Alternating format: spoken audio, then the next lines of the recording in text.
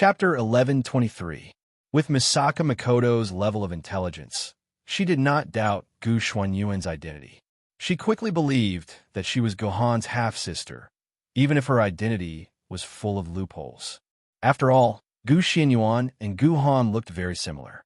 Misaka Makoto would never believe that a man as prideful as Guhan would turn into such a beautiful woman. Therefore, other than her sister's explanation, Misaka Makoto had no other reason to believe.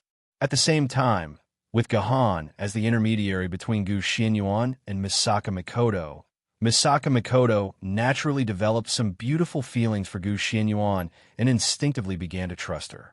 By the way, Miss Gu Xuanyuan, where's your brother Gohan? Where did he go? My old friend is here to look for him. Why isn't he coming out to see me? Misaka Makoto repeatedly looked around but did not see Gohan. This made Misaka Makoto very confused. In Misaka Makoto's memory, Gohan was a man who loved Yuzhong City deeply. He was a man who would do anything for Yuzhong City. It was difficult for Misaka Makoto to understand why such a man was not at the front line of Yuzhong City's defense line. It's like this. Sword Immortal Ling Su heard Misaka Makoto's question and was ready to answer first. Sword Immortal Ling Su also knew that during the Great Attack on Yuzhong City 3 years ago, it was because of the appearance of the freelancer Misaka Makoto that Yuzhong City was finally safe. Naturally, the people of Yuzhong City were very familiar with Misaka Makoto's great benefactor. After recognizing her face, they instinctively let down their guard.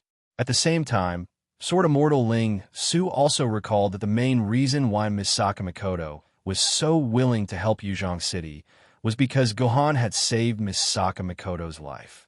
They were very good friends. At that time, Yuzhong City was in an extremely critical situation.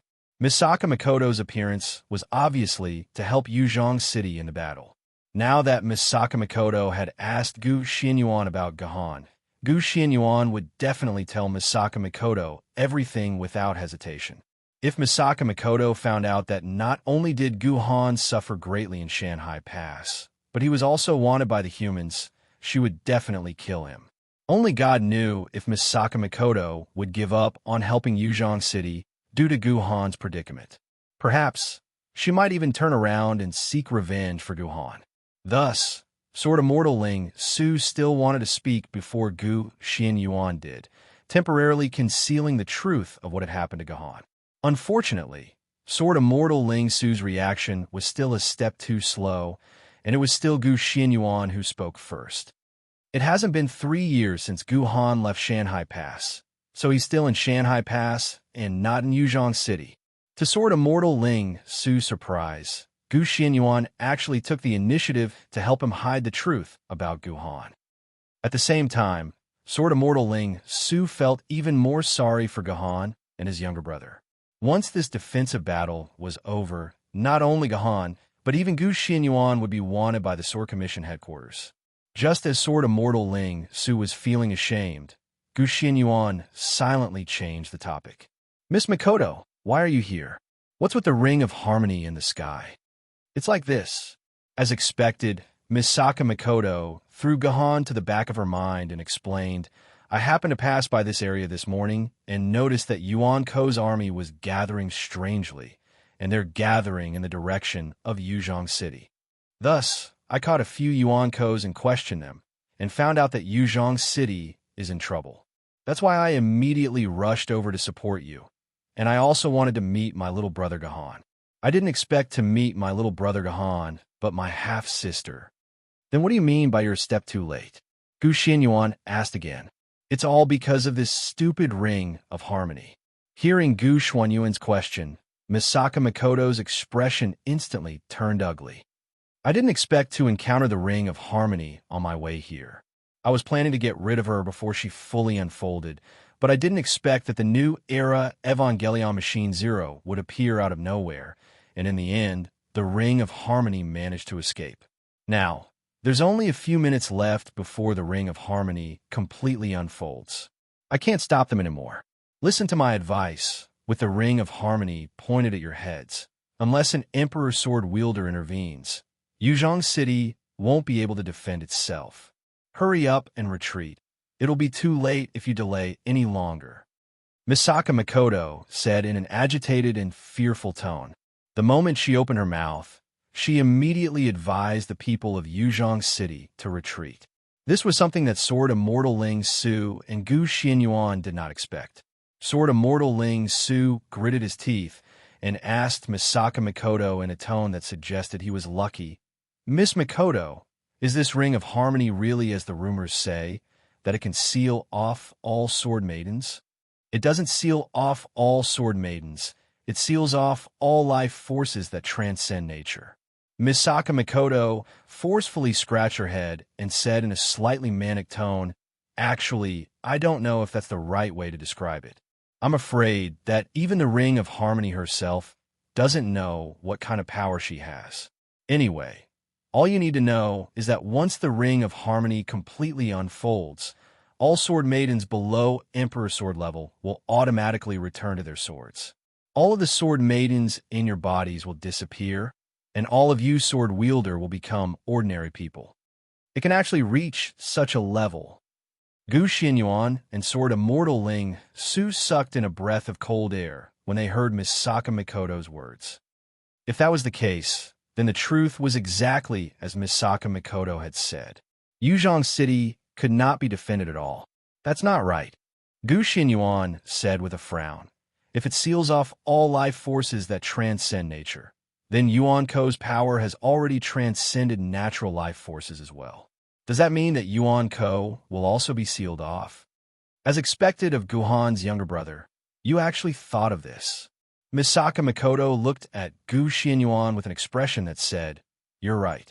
Yuan-Ko won't be able to use magic power, immortal power, or any other power that transcends nature.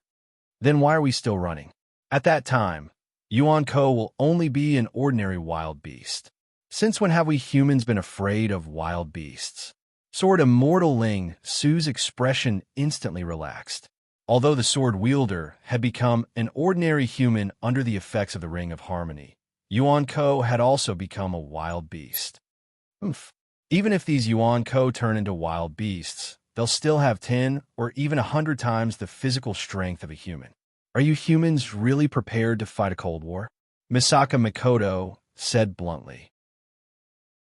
Chapter 1124. Misaka Makoto was right. Once the Ring of Law appeared, all supernatural powers were sealed. With that, the sword bearers were reduced to their original forms and were no different from ordinary humans. Although Yuan-Ko was treated the same way and lost his magical and immortal powers, the problem was that his physical strength was terrifying. Putting aside the dinosaurs and the pterosaurs, the Macedonian army under Alexander the Great was not something that the sword-bearers could handle. At this time, the battlefield had returned to the most primitive battlefield of cold weapons in ancient times. The ones guarding the city wall were tens of thousands of militia that had never been trained before, while the ones preparing to attack below the city wall were more than 100,000 elite troops that had once swept through the entire Eurasian continent. This was not a symmetrical battle at all. Moreover, there were all kinds of monstrous Yuan-Ko with terrifying physical strength below the city wall. To the humans, this was a situation where they would definitely die. At that moment, the Ring of Law in the sky suddenly emitted a colorful light that resembled the aurora borealis. "My sword mistress! My sword mistress! Sword mistress! Why can't I sense my sword mistress anymore?" As the light shone on the city wall, all the sword-bearers screamed in fear. They suddenly realized that they had lost contact with their sword mistresses. The sword mistresses who were originally standing on the city wall instantly turned back into swords. The sword mistresses of the sword-bearers had also completely lost the ability to sense their sword mistresses and could no longer control them. Of course, Yuan-Ko, who was below the city wall, was also acting strangely. The first to react were the Yuan-Ko who were flying in the sky. For example, the Pegasus and the Unicorn, who looked the holiest and purest among them. As soon as the Ring of Law shone on them, these pure white sacred beasts instantly lost their ability to fly and fell from the sky. As the saying goes, the higher you fly, the harder you fall. Those holy beasts that were flying hundreds of meters high were smashed into meat paste when they fell. Those holy beasts that were flying shorter were not so lucky.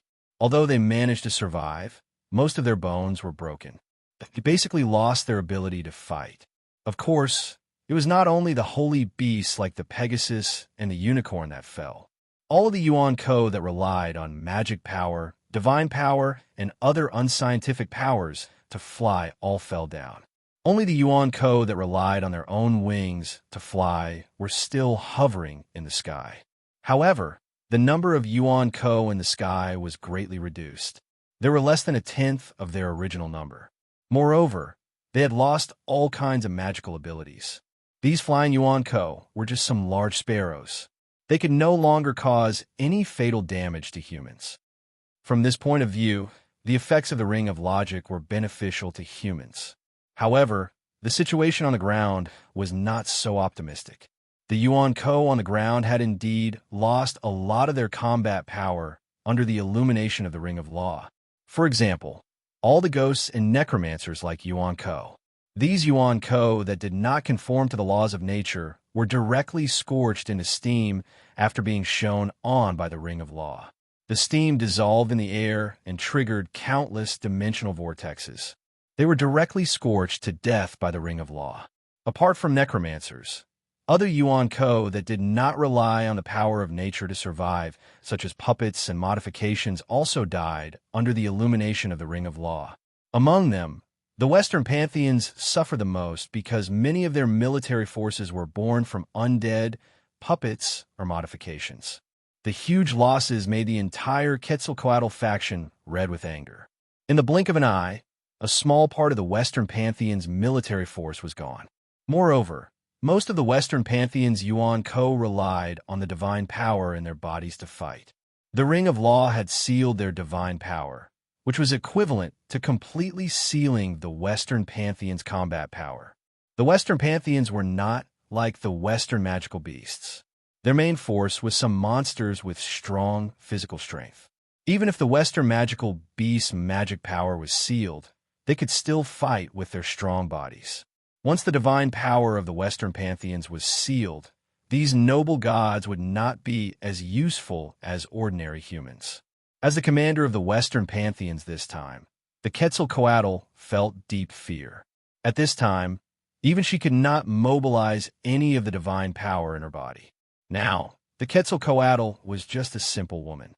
She did not even have the power to transform into her original body. At the same time, the Quetzalcoatl was worried that if the Fuso Pantheons and the Western Pantheons went to war in the future with the existence of the Ring of Law, the Western Pantheons would not even have the ability to struggle and would be strangled by the Fuso Pantheons. Thinking of this, the Quetzalcoatl looked up at the Ring of Law in the sky. A different thought came to her mind. At this time, the Western Magical Beasts army had been defeated. The Heavenly Court's army had also retreated under Yang Jian's orders. Only the Western Pantheons, the Fuso Pantheons, and the Martyr's Palace were left outside Yuzhong City. Among them, the Western Pantheons suffered the most under the Ring of Law. They had lost almost 80% of their combat power. Next to the Western Pantheons, the Fuso Pantheons seemed to have suffered the most. This time, the Fuso Pantheon's military force consisted of all kinds of strange monsters and shikigami from Fuso mythology, such as the Snow Women and the Broom Gods. Under the illumination of the Ring of Logic, the Snow Maidens lost the ice around them and turned into ordinary women with pale faces. The broom spirits had reverted to their original form, which was a simple broom. Other than that, many monsters and spirit-branded retainers had also lost their ability to fight. It seemed that the Fuso Pantheon's losses were no less than the Western Pantheons. But if one observed closely, he would discover that although the Fuso divine system had brought along broom spirits and other similar spirits, there weren't many of them. The main force that the Fuso divine system had brought this time were all kinds of monsters transformed from various animals, such as tiger demons, centipede monsters, dog gods, and so on. Even though these monsters had lost their demonic power under the illumination of the Ring of Principles and had returned to their original forms, the feathered serpent god felt that the Fuso divine branch's fighting prowess had increased greatly when he saw the truck-like tigers train like centipedes, and bust like dogs. The Fuso pantheons seem to have lost the least amount of power because most of the Yuan Ko in the Martyr's Palace were humans. Even under the Ring of Law's illumination, they were still humans and didn't look any different. As for the actual loss of combat power, only the heavens knew. We can attack now. Ling Boli looked at the Quetzalcoatl and Alexander coldly and said, "Under the illumination of the Ring of Law, those humans have turned back into mortals. They are no match for us. I don't want to play with you anymore." As soon as Ling Boli finished speaking, the Quetzalcoatl angrily rejected her. "The Fuso pantheons are powerful, but the Western pantheons won't play with you anymore. It was an accident." Ling Boli frowned. "The Ring of Law is just insurance. It wasn't part of the plan. The humans have turned into quails. Victory is within our grasp." "Humph. It's true that the humans have turned into quails, but so have the Western pantheons. If we really take down Yuzhong City, we won't get any benefits." The Quetzalcoatl swayed her world-class épées and left Yuzhong City with her remaining subordinates without hesitation. The Quetzalcoatl's concerns were not without reason. Yuzhong City was indeed an easy plaything, and it wouldn't be difficult to take it down. However, the problem was that when the time came, the Fuso pantheons wouldn't have any difficulty destroying her. He was a Yuanko god at the universe level, and he might not even be able to defeat a small soldier under Alexander's command. It would be interesting if the Fuso divine system killed him. The feathered serpent god would never risk his life. "What about you?" Ling Boli looked at Alexander the Great, who was the only one left beside her. "Are you leaving?" Alexander the Great hesitated. "What about that Emperor Sword level swordsman?" "An Emperor Sword level swordsman won't be restricted by the Ring of Law. If he attacks, we'll all be finished. There's no Emperor Sword." Ling Boli looked at the Ring of Law in the sky. "That's what she said. Then there's nothing more to say." Alexander the Great nodded. The Ring of Reason was a genuine flood-level Yuan bandit, so it was impossible for it not to sense the existence of the same level. Since the Ring of Reason said that there was no one here, then there was indeed no Emperor-level sword wielder here. "It's been a long time since I've experienced such a pure cold weapon attack. This time, let our Martyr's Palace be the vanguard." After confirming that there was no Emperor Sword level swordsman, Alexander the Great became very excited. He really liked the current situation. Just like what he said, he couldn't wait for this sudden attack with pure cold weapons. "Retreat. Retreat immediately." Seeing all kinds of powerful beasts and cold weapon armies pounce toward the city walls of Yuzhong City again. And the only ones left on the city walls were countless panic-stricken swordsmen who were weaker than ordinary people. Sword Immortal Ling Su no longer held onto the illusion that they could defend Yuzhong City. He was about to give the order to retreat to the core area's dimensional barrier when Gu Xianyuan blocked his way again. "Please wait," Gu Xianyuan said to Sword Immortal Ling Su. "My lady Gu Xianyuan, what are you waiting for?" Sword Immortal Ling Su looked at the Wangshu sword at his waist that he could no longer communicate with. His face was full of despair. "Let's retreat while the city walls can still stop these beasts. Otherwise, it'll be too late. Let me do an experiment." Gu Xianyuan found a wooden chair from her safety wall. Then, with a flash of her sword, one of the wooden legs of the chair was cut off by Gu Xianyuan and appeared in Gu Xuanyuan's hand. Seeing this, Sword Immortal Ling Su, Misaka Mikoto, and Yang Jian were a little confused. But before they could figure out what Gu Xianyuan was trying to do, the wooden leg had already smashed heavily into Yang Jian's head. "What are you doing?" Yang Jian was furious. Although he had indeed lost to Gu Xianyuan could not humiliate him like this. How dare she hit his head with a wooden leg? "Nothing. I just want to say that we've definitely won." Gu Xianyuan looked at the wooden leg in her hand and smiled happily. Chapter 1125. What do you mean by that? Whether it was Misaka Mikoto, Yang Jian, or Sword Immortal Ling Su, none of them understood Gu Xuanyuan's words. All the sword bearers had become ordinary people. Failure was unavoidable. How could Gu Xianyuan say that she had already won? "Lord Erlang, let me ask you something. Ever since you came to this world, have you ever been hit by a piece of wood from this world? Gu Xianyuan suddenly asked Lord Erlang, Yang Jian. Are you kidding me? Lord Erlang, Yang Jian, would never be hurt by a small piece of wood. Yang Jian's expression turned even uglier. This woman dared to doubt Yang Jian's strength. Unless it was the Heavenly Mother's peach tree of immortality, Zhen Yuan Zi's ginseng fruit tree, or even the Japanese mulberry tree, there was no other wood that could hurt him. Before the wood could even get within a meter of his body, it was shredded into sawdust by his protective heavenly light. Then let me rephrase my question. Can it touch your body? Gu Xuanyuan's expression stiffened. She had failed to shake this burden and could only change the direction of her question. Are you an idiot? Our bodies are in between dimensions in this world. Unless the wood contains the powder of the dimensional crystal stone, or we are willing to come into contact with the wood, otherwise the wood in this world will not be able to touch our bodies. At this point, Yang Jian abruptly stopped. He finally understood what Gu Xianyuan wanted to say. Looks like Lord Erlang has understood. Gu Xianyuan took the piece of wood and knocked it on Yang Jian's head again. After sufficient experiments, it has been proven that Yuan Ko's body is no longer in the dimension, so this ordinary piece of wood can touch Yuan Ko's body again. Misaka Makoto felt as if she had been electrocuted. She immediately snatched the wood from Gu Xuanyuan's hand and knocked it on her own body. As expected, it hurt a lot. That doesn't count. Gu Xianyuan took the wooden leg from Misaka Makoto's hand and knocked it on Misaka Makoto's head. Only mine counts. Oh my God, what the hell is this ring of logic? It can even change the rules of our existence. Yang Jian and Misaka Makoto raised their heads at the same time and stared at the ring of logic in the sky. Although the ring of polarity had appeared a few times before, no one had ever thought of verifying it. Even more so, no one could have imagined that the ring of polarity could even change the fundamental rules of Yuan Ko's existence in this world. Yang Jian and Misaka Makoto fell into deep thought. After all, it was related to the rules of their existence and was extremely important to them. However, Sword Immortal Ling Su was not interested. He looked down from the top of the city wall and discovered that the fastest Yuan Ko had already begun to scale the city walls of Yuzhong City.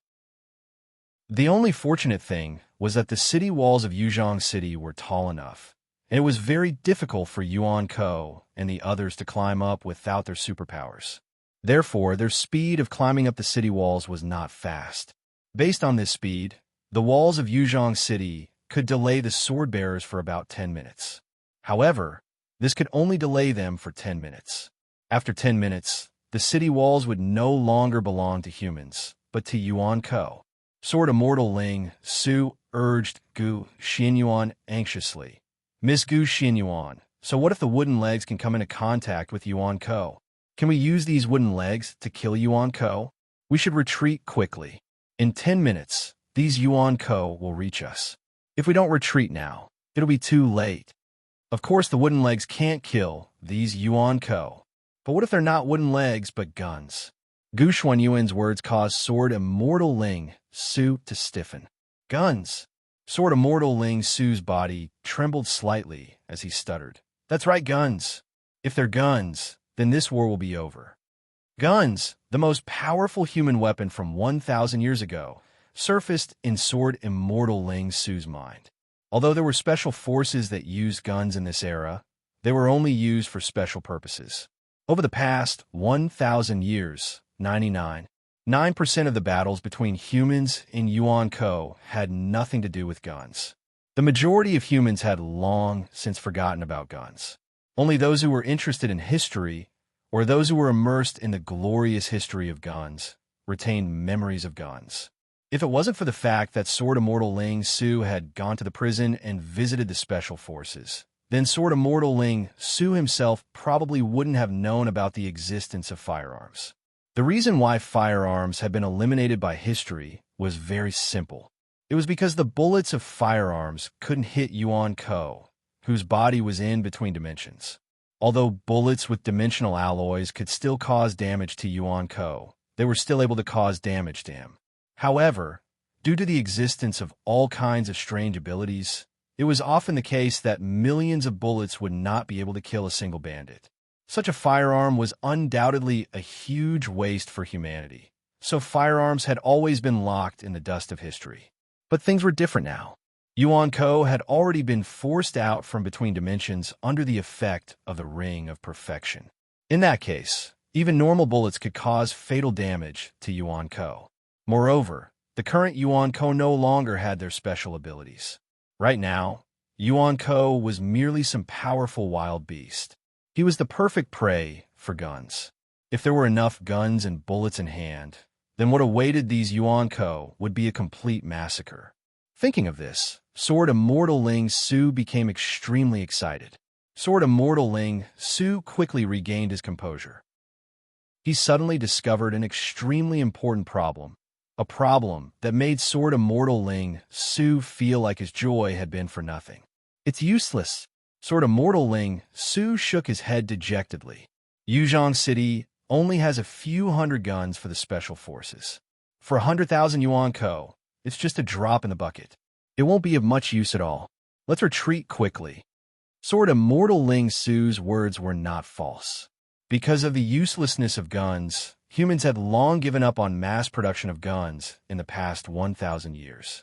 Instead, they invested the resources to produce guns in more important areas. In the entire Yuzhong City, there were only a few hundred guns for the special forces. No, we have a lot of guns, no less than a few million guns. Gu Xinyuan shook her head and said something that made Sword Immortal Ling Su jump up in surprise.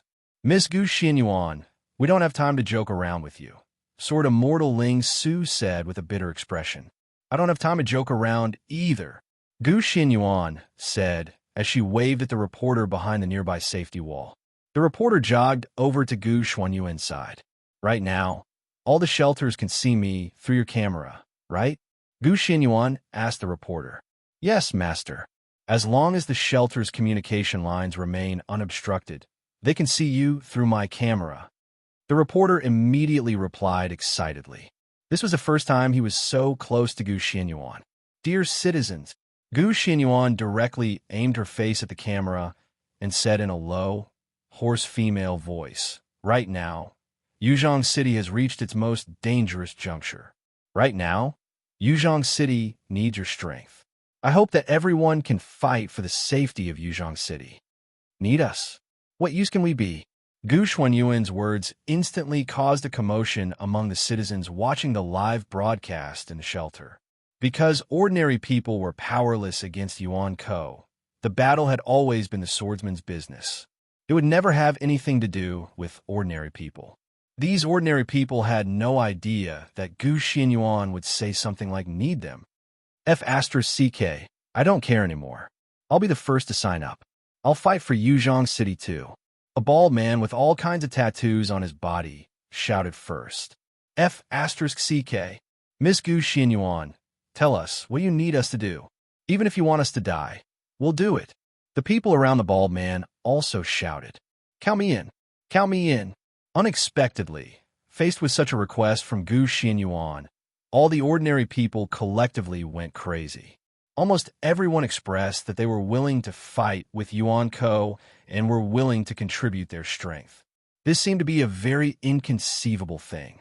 If an ordinary person were to fight Yuan Ko, only death awaited them. But for these ordinary people, this was a matter of course.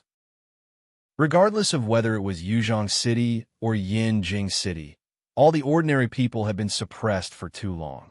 Because of their own powerlessness, they could only accept the fact that they were exploited and use their own contributions to exchange for the swordsman's protection.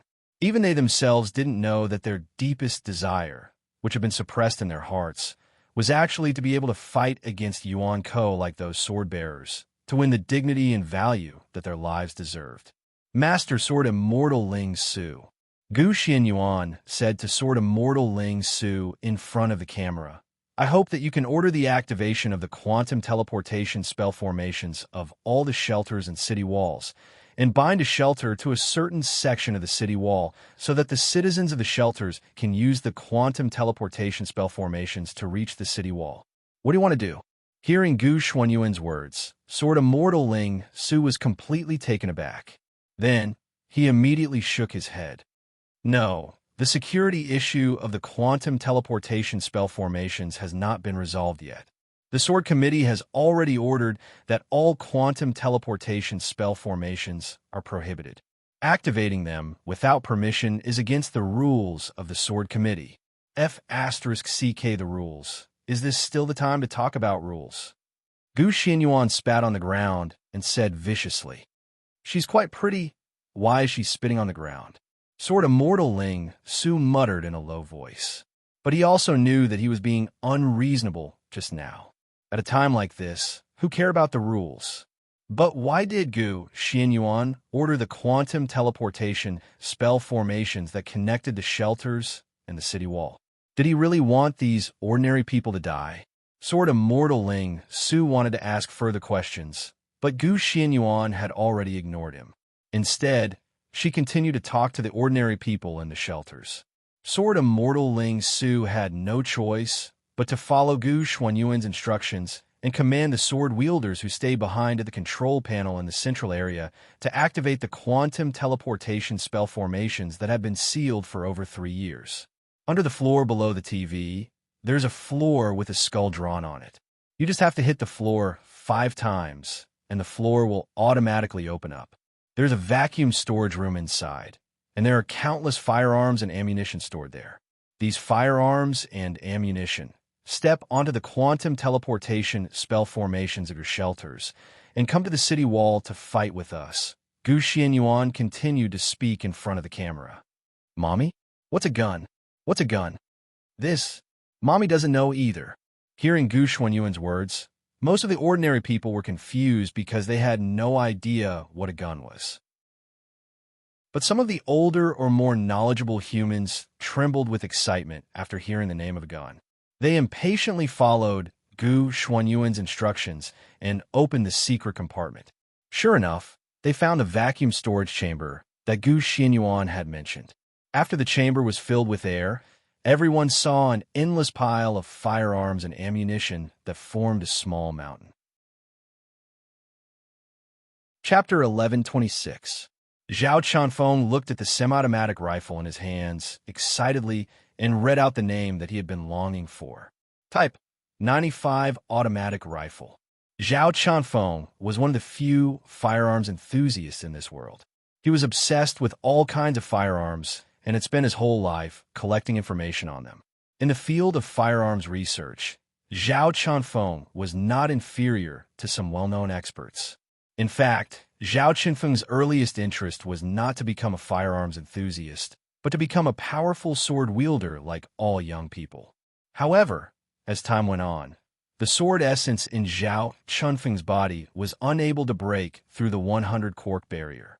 When Zhao Chanfeng was 20 years old, he completely despaired and gave up on his desire to become a sword wielder. But Zhao Chanfeng's desire to become stronger did not change. When he was unintentionally looking through historical materials, Zhao Chanfeng came across a record about firearms. This powerful weapon from before the apocalypse had completely captivated Zhao Chanfeng.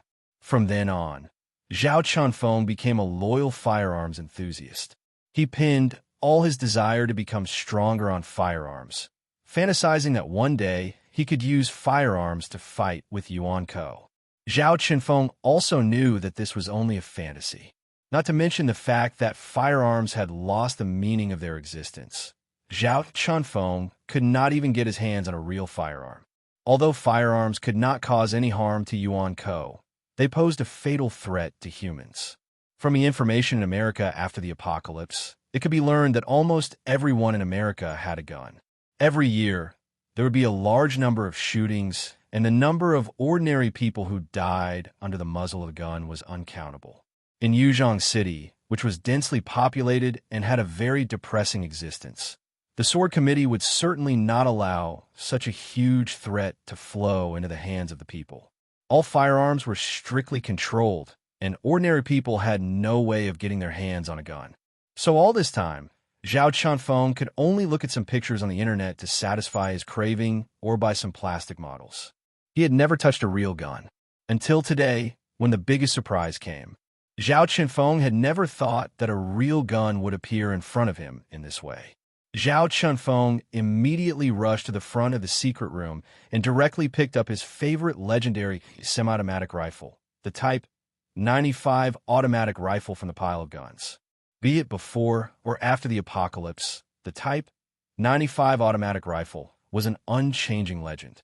In the firearms enthusiast QQ group that Zhao Chunfeng was in, the Type 95 automatic rifle was ranked number 1 on the most desired gun list.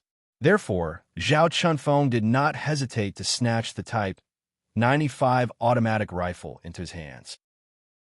Zhao Chunfeng followed what he had learned from the materials and first adjusted the sights of the gun. He loaded the clip with his trembling hands, pulled the bolt, and pushed the bullet into the chamber.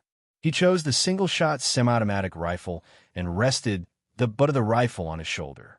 Aiming at 3 points in a line, he adjusted the ruler to a reasonable distance, leveled the crosshair with the opening of the door, and kept it in the center. At this time, Zhao Chunfeng only needed to gently pull the trigger, and he would be able to shoot dozens of hot bullets in an instant. When the bolt was pulled and the sound of bullets entering the chamber entered Zhao Chunfeng's ears, when the 3 points in a line were completely aligned, Zhao Chunfeng felt as if he had arrived in heaven. He could not help but pull the trigger in his hand and shot out hot bullets. Fortunately, Zhao Chunfeng still had a bit of rationality. When he pulled the trigger, he aimed the muzzle at the sky. In the end, the bullets directly hit the ceiling of the fallout shelter and raised a lot of dust. "What are you doing here?" Just when Zhao Chunfeng was immersed in the pleasure brought by the gun, a slap landed on Zhao Chunfeng's face without hesitation. Zhao Chunfeng raised his head and saw a person with 2 swords hanging on his waist, looking at him angrily. Beside this person, a quantum teleportation array that had just opened was emitting a warm energy. It seemed that this sword wielder had just arrived at this fallout shelter through the quantum teleportation array. Zhao Chunfeng immediately understood that the person who slapped him was a powerful sword wielder. Instinctively, Zhao Chunfeng lowered his head with a wretched look, not daring to look at the sword wielder closely. "Are you crazy? There are people everywhere. What if the bullets hurt others?" The sword wielder scolded Zhao Chunfeng sternly. Zhao Chunfeng was a yes man and did not dare to refute at all. In reality, Zhao Chunfeng had no right to refute anything. He did make a mistake. The fallout shelter was not a place where he could shoot at will. Forget it. The sword wielder did not have extra time to scold Zhao Chunfeng. After sizing up Zhao Chunfeng, he suddenly asked, "Do you know how to use a gun?" "Yes." Zhao Chunfeng immediately nodded. "Other than the gun in your hand, do you know how to use other guns?" The sword wielder asked again. "Yes." Zhao Chunfeng nodded again. He was one of the top firearms enthusiasts in this world. As long as there was information on a gun, Zhao Chunfeng would know how to use it. "That's great." The sword wielder breathed a sigh of relief. His expression instantly became amiable. He patted Zhao Chunfeng's shoulder like a good friend and said to him kindly, "Hurry up and go to the city wall through the quantum teleportation array and accept Miss Gu Xuanyuan's arrangement. You don't know that we can't find many people who know how to use guns at all. We have to rely on you to guide them." Under the command of this sword-bearer, Zhao Chunfeng passed through the quantum teleportation formation that he had never used in his life in a daze, and arrived on the city wall where the sun shone brightly. Under the guidance of several people, Zhao Chunfeng appeared in front of Gu Xianyuan. To be honest, the moment he saw Gu Xianyuan, Zhao Chunfeng was so excited that he could not speak. His head was filled with blood. He could not believe that he could actually see his dream lover. Yes, although Zhao Chunfeng had only seen Gu Xuanyuan's face for the first time through the live broadcast on TV a few hours ago, from that moment on, Gu Xianyuan had become Zhao Chunfeng's dream lover. Zhao Chunfeng had never met a woman who could move Zhao Chunfeng's heart like this. At that moment, Zhao Chunfeng wished that he could use his whole life to exchange for one more glance from the other. However, Zhao Chunfeng was clear in his heart that Gu Xianyuan was a high and mighty spirit sword-level sword wielder, while he was just a pathetic, ordinary person. The two of them would never have any intersection in this life. Therefore, at the same time that Zhao Chunfeng was moved, he buried this feeling deep in his heart. Unexpectedly, the two things that Zhao Chunfeng most urgently hoped for in his life actually happened at the same time. One was to be able to personally control the gun that he dreamed of, and the other was to be able to stand next to Gu Xianyuan and look at his goddess so closely. For Zhao Chunfeng, this was enough. At this moment, Zhao Chunfeng was incomparably satisfied. You know how to use guns? And all the guns? Gu Xianyuan did not know what Zhao Chunfeng was thinking in his heart, but directly asked the answer that she needed to know. I know. Zhao Chunfeng nodded desperately. No man would refuse to show his wings in front of his goddess. That's good. Camera here. Under Gu Xuanyuan's command, 2 or 3 cameras were aimed at Zhao Chunfeng at the same time. At the same time, a large number of all kinds of guns were moved in front of Zhao Chunfeng. What's your name? Gu Xianyuan asked Zhao Chunfeng. My name is Zhao Chunfeng. Zhao Chunfeng raised his head and answered in a loud voice, like a peacock with its neck erect. Very good. Gu Xianyuan nodded approvingly. Comrade Zhao Chunfeng, now I'll trouble you to tell all your compatriots in front of the camera how to use all kinds of guns. Please note, we don't have much time. You must demonstrate all the guns in 5 minutes, understood? Yes, I promise to complete the task, Zhao Chunfeng said at the top of his voice. In fact, Zhao Chunfeng did not have any confidence in his heart, but his pride did not allow him to say that he could not do it in front of Gu Xianyuan. Therefore, at this moment, Zhao Chunfeng mobilized all the memories in his mind and used the limits of what he could do to demonstrate how to use all the guns around him. Perhaps a god of luck was on Zhao Chunfeng's side today. Zhao Chunfeng's entire demonstration process was very smooth. Zhao Chunfeng's memory was not forgotten, and there were no awkward accidents or interruptions in the middle. Zhao Chunfeng actually only spent a little more than 5 minutes to demonstrate all the 20 different guns around him. Moreover, the demonstration process was very clear. Anyone with a normal IQ will be able to roughly understand how to use these guns. Thank you. You've done a great job today. When Zhao Chunfeng finished demonstrating all the ways to use all the guns while sweating profusely, Gu Xianyuan said to Zhao Chunfeng very approvingly. Then, she gave Zhao Chunfeng a comradely hug. This was indeed a comradely hug, because Gu Xuanyuan's heart was still a male Gahan. However, for Zhao Chunfeng, this hug had a little unusual meaning. It made Zhao Chunfeng feel as if he had been injected with chicken blood and was so excited that he could not control himself. Thanks to Zhao Chunfeng's help, those able-bodied men were able to use the guns in the shortest time possible. Then, they came to the city walls in batches through the quantum teleportation array. Very soon, the city walls of Yuzhong City were filled with hundreds of thousands of people, and this number was still rising, with faint signs of breaking through 1 million people. This was something that had never happened on the city walls of Yuzhong City. From the moment Yuzhong City was built, there had never been more than 100,000 people on the city walls. Is it really okay for us to do this? Sword Immortal Ling Su looked at the sea of people in front of him with a guilty expression. I'm afraid that most of them will die on the city walls. We have no other choice. If we don't do this, they will die at the hands of Yuan Ko sooner or later. Gu Xianyuan sighed slightly, revealing an unfathomable expression. In this case, we can save a lot of our sword bearers. Chapter 11:27. After Zhao Chunfeng finished instructing the camera, he was the first to rush to the edge of the city wall. In the end, he saw an ugly lizard climbing up the city wall to a very high place. It was only a dozen meters away from where Zhao Chunfeng was. It would take at most a minute for the lizard to climb up the city wall and start slaughtering the humans on it. You're the one. Be the first prey under my gun. Zhao Chunfeng yelled internally with all his might and pulled the trigger with his index finger. Over 30 scorching bullets were fired at the lizard's head in an instant. Zhao Chunfeng's luck was good. More than 10 of the 30 bullets successfully hit the target, creating several bloody holes on the lizard's head. One of the bullets even hit the lizard's eye. Lizards were cold-blooded animals. One of the biggest characteristics of cold-blooded animals was that they would not make any loud sounds no matter how much damage they suffered. They could only make low hissing sounds. At the same time, when they were hurt, cold-blooded animals would not flee in panic. Instead, they would choose to launch the most intense counterattack against the person who hurt them. For example, this big lizard was climbing up more than a few times faster under the stimulation of the intense pain. Zhao Chunfeng was caught off guard. Before he could react to what was happening, the big lizard had already appeared in front of him. Wah, Zhao Chunfeng let out a meaningless scream. Because he was too excited just now, he had emptied the magazine, so Zhao Chunfeng had to change the magazine before he could fire again. However, the lizard was already right in front of him.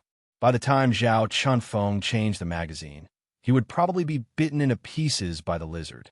At this critical moment, a long sword appeared out of nowhere and directly cut off the lizard's head.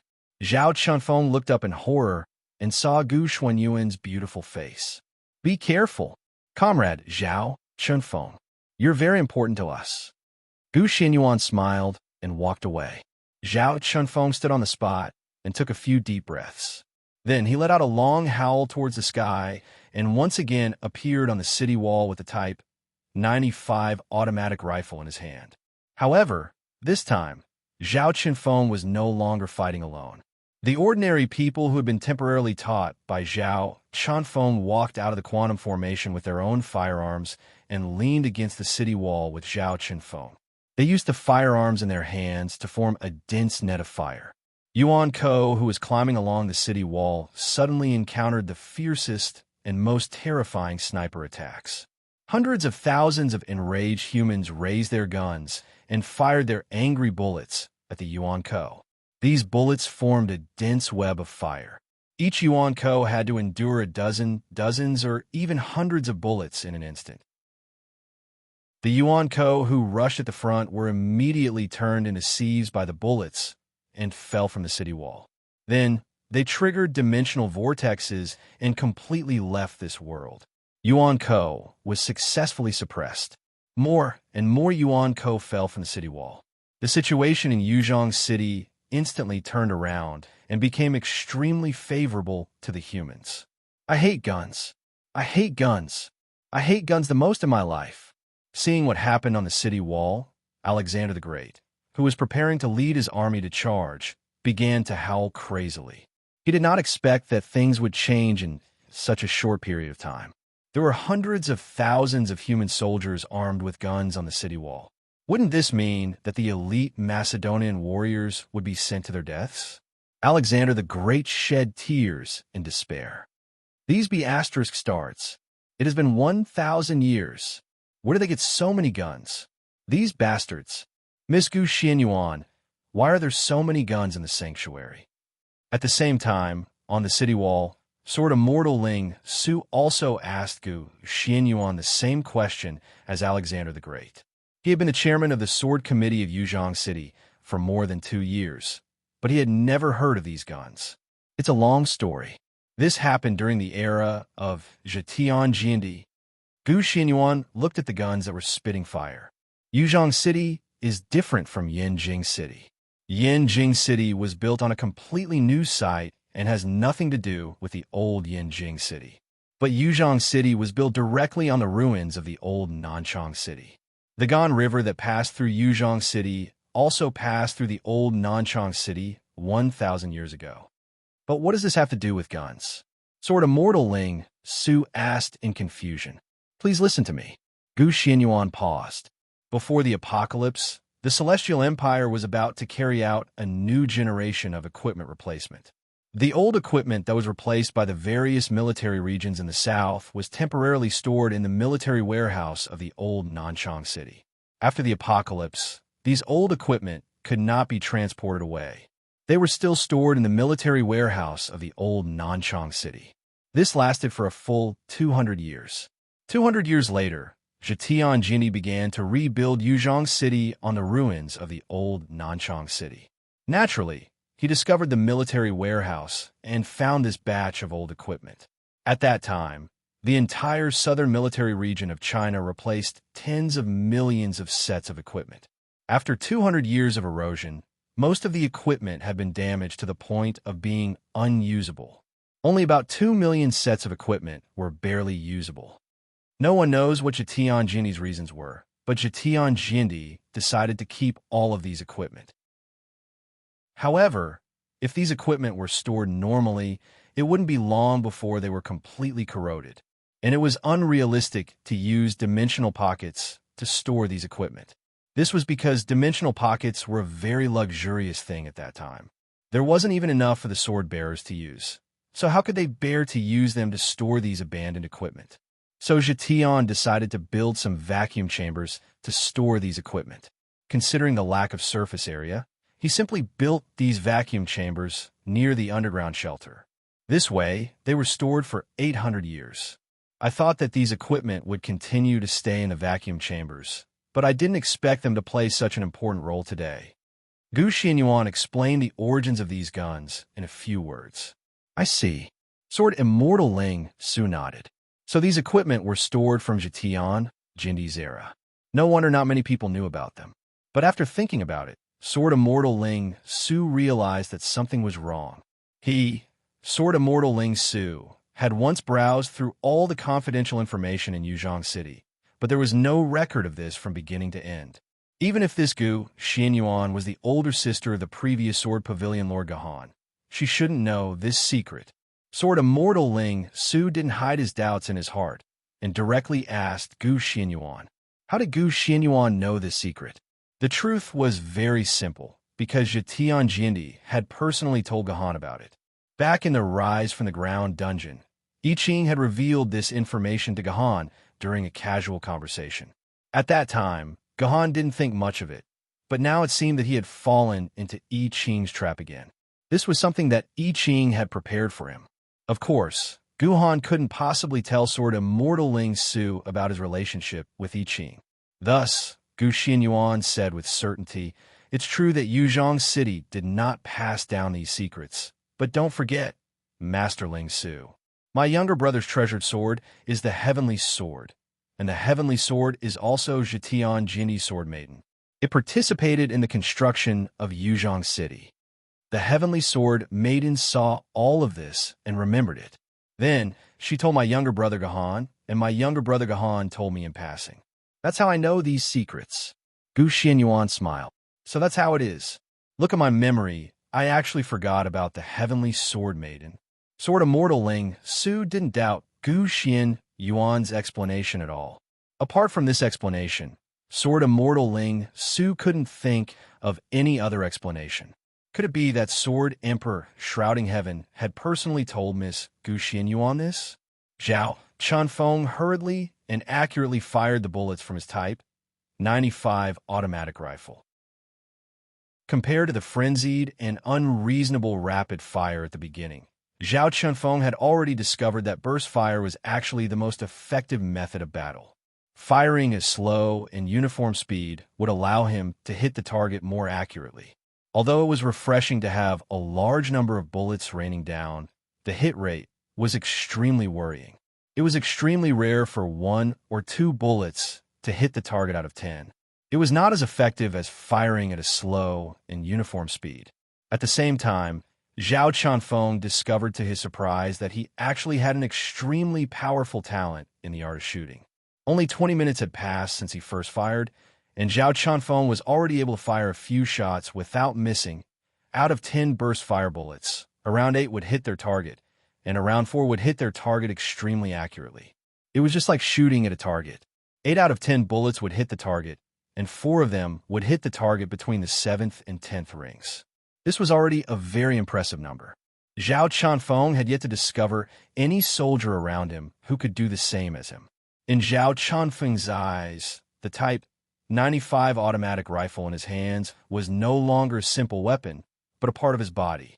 Zhao Chunfeng's mind and body were becoming more and more closely connected to the Type 95 automatic rifle, and the accuracy of the bullets was getting higher and higher. This made Zhao Chunfeng believe that he was born for firearms, that he was a genius in the art of firearms. I want to kill even more enemies. Only then will Miss Gu Xianyuan see me. The blood in Zhao Chunfeng's heart grew stronger and stronger. It was also at this moment that a shocking screech suddenly rang out not far away from Zhao Chunfeng.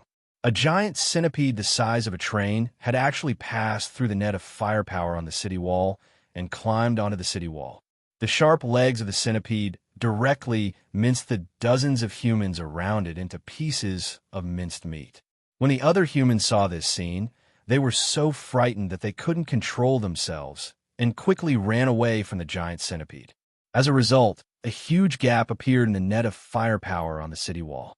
More and more Yuan-ko climbed onto the city wall through this gap and began slaughtering the other humans around them. The Yuan-ko finally tore open a gap in the human firepower. If no one stopped them in time, then this gap will become bigger and bigger, and in the end, the entire net of firepower would collapse. Chapter 1128. What should we do? Seeing the incoming danger, everyone present was helpless. Hurry up and get Miss Gu Xianyuan. Someone shouted loudly, suggesting to get Gu Xianyuan to come and save the situation. No way. Something happened to the northern city wall just now. Ms. Gu Xianyuan has already rushed to the northern city wall. She won't be able to come over in a short time. Someone else immediately replied. Then what should we do? Let's just run. Seeing people dying under the feet of the giant centipede, more and more people planned to escape. It was also at this critical moment that Zhao Chunfeng felt his blood boiling. He took the initiative to jump out and pull a machine gunner away from his position, shouting loudly, "I'll fight you to the death." The machine gunner who was pulled away by Zhao Chunfeng was about to flip out, but when he saw Zhao Chunfeng shooting at the giant centipede with his machine gun without hesitation, he immediately felt ashamed. It should be known that this machine gunner was originally scared half to death by the giant centipede and was ready to escape. Da-da!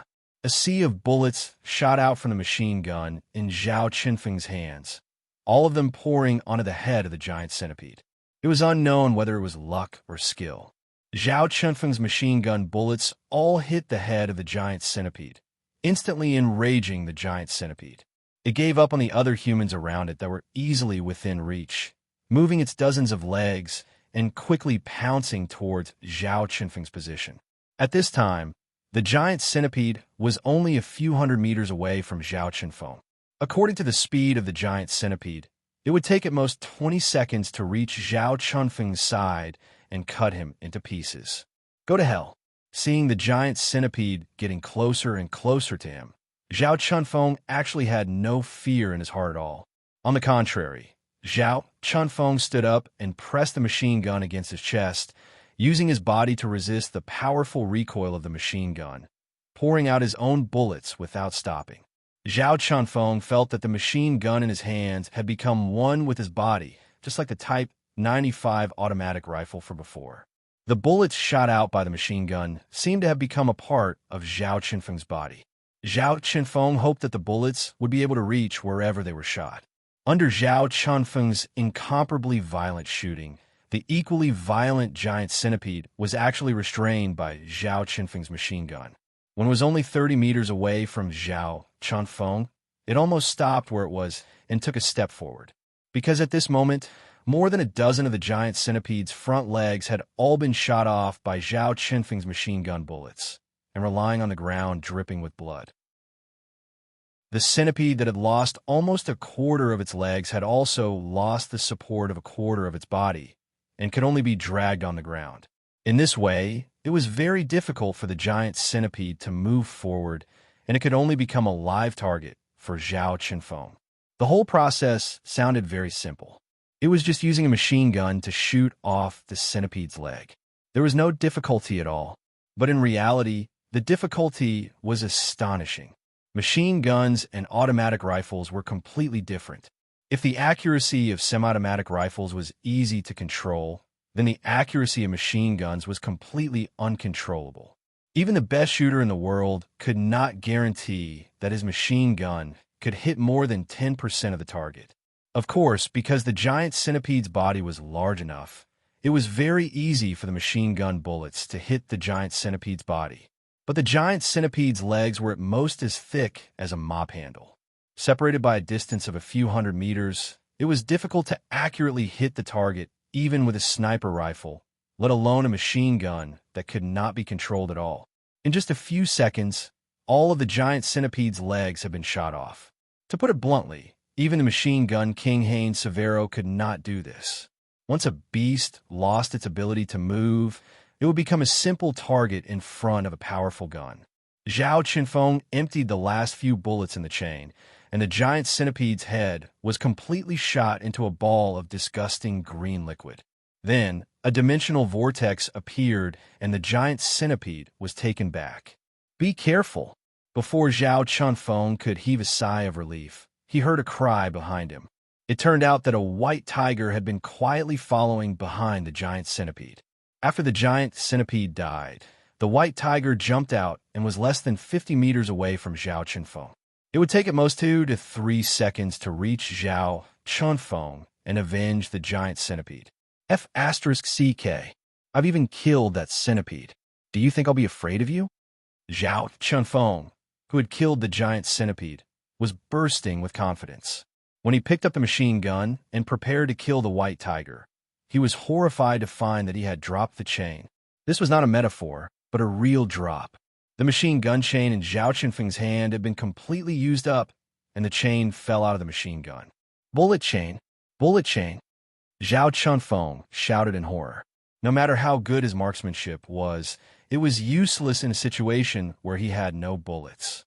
However, in his panic, Zhao Qinfeng could not find an unused bullet chain in a short period of time. At this time, the white tiger had already pounced on Zhao Qinfeng. Fortunately, Zhao Qinfeng's reaction was a little fast, and most of his body avoided the white tiger's attack. However, his arm was bitten by the white tiger, leaving a bloody wound. But the danger was not over. After the white tiger's attack failed, it readjusted its direction and was ready to pounce on Zhao Qinfeng again. At this time, Zhao Qinfeng's machine gun still had not been loaded with a new bullet chain. Bullets! There are bullets here! Just when Zhao Qinfeng was about to lose all hope, a person suddenly pounced on him and loaded a brand new bullet chain into Zhao Qinfeng's machine gun. Zhao Qinfeng lowered his head and saw that the guy who had rushed over was actually the machine gunner he had just pulled away. Go to hell! When Zhao Qinfeng's machine gun was loaded again, he was no longer afraid of any opponent. The white tiger did not struggle much before it was shot into a sieve by Zhao Qinfeng. After this narrow escape, Zhao Qinfeng felt as if he had broken through a bottleneck. The machine gun in his hand became more and more smooth, to the extent that he had never missed a shot. Soon, the others discovered Zhao Qinfeng's amazing accuracy and began to follow him spontaneously, forming a sizable team. Under Zhao Qinfeng's command, they continued to advance forward, filling up the gap that had been torn by the big centipede just now, and narrowly surviving this disaster. When Gu Xinyuan came to this section of the city wall again, she was surprised to find that the humans on this section of the city wall had become orderly. Everyone was carrying out various battles in an orderly manner under the command of a small man, mercilessly killing those Yuan Ko who tried to climb up the city wall. Gu Xinyuan took a closer look. This small man was actually the guy she had just ordered to explain how to use a gun to everyone. I think he's called Zhao Qinfeng or something. Gu Xuanyuan's memory was indeed amazing. She only heard it once, and she remembered Zhao Qinfeng's name. This is a talent. Gu Xinyuan nodded thoughtfully, then walked to Zhao Qinfeng's side and patted his shoulder. Miss Xinyuan. Zhao Qinfeng was stunned when he saw Gu Xinyuan, then immediately lowered his head with a shy expression. This guy wouldn't have improper thoughts about me, would he? Seeing Zhao Qinfeng's expression, Gu Xinyuan instinctively sensed something. However, Gu Xinyuan, who was originally Gahan, could not have any thoughts about men at all. In addition, Gu Xuanyuan's body could not be maintained for too long, so Gahan did not care about Zhao Qinfeng's little thoughts and continued to speak. You're very good. Are you interested in taking over the command of the entire battle? Gu Xinyuan suddenly asked a question that Zhao Qinfeng had never thought of. Miss Xinyuan, what do you mean? I don't really understand. Zhao Qinfeng said with a trembling body. As the saying goes, every profession has its own specialization. I don't think I'm inferior to anyone when it comes to holding a sword, but my understanding and use of firearms is not as good as yours. Rather than letting me command blindly, it's better to give the command of these more than 1 million people to someone more professional. At this point, Gu Xianyuan paused, then revealed an incomparably serious expression and asked, "Tell me, do you have the confidence to command more than 1 million people to defend our Yuzhong city?" I, to be honest, Zhao Chunfeng's heart was incomparably conflicted and afraid. At the thought that he would be shouldering the life and death of 1 million people, Zhao Chunfeng felt fear and dread from his bones, and instinctively wanted to refuse.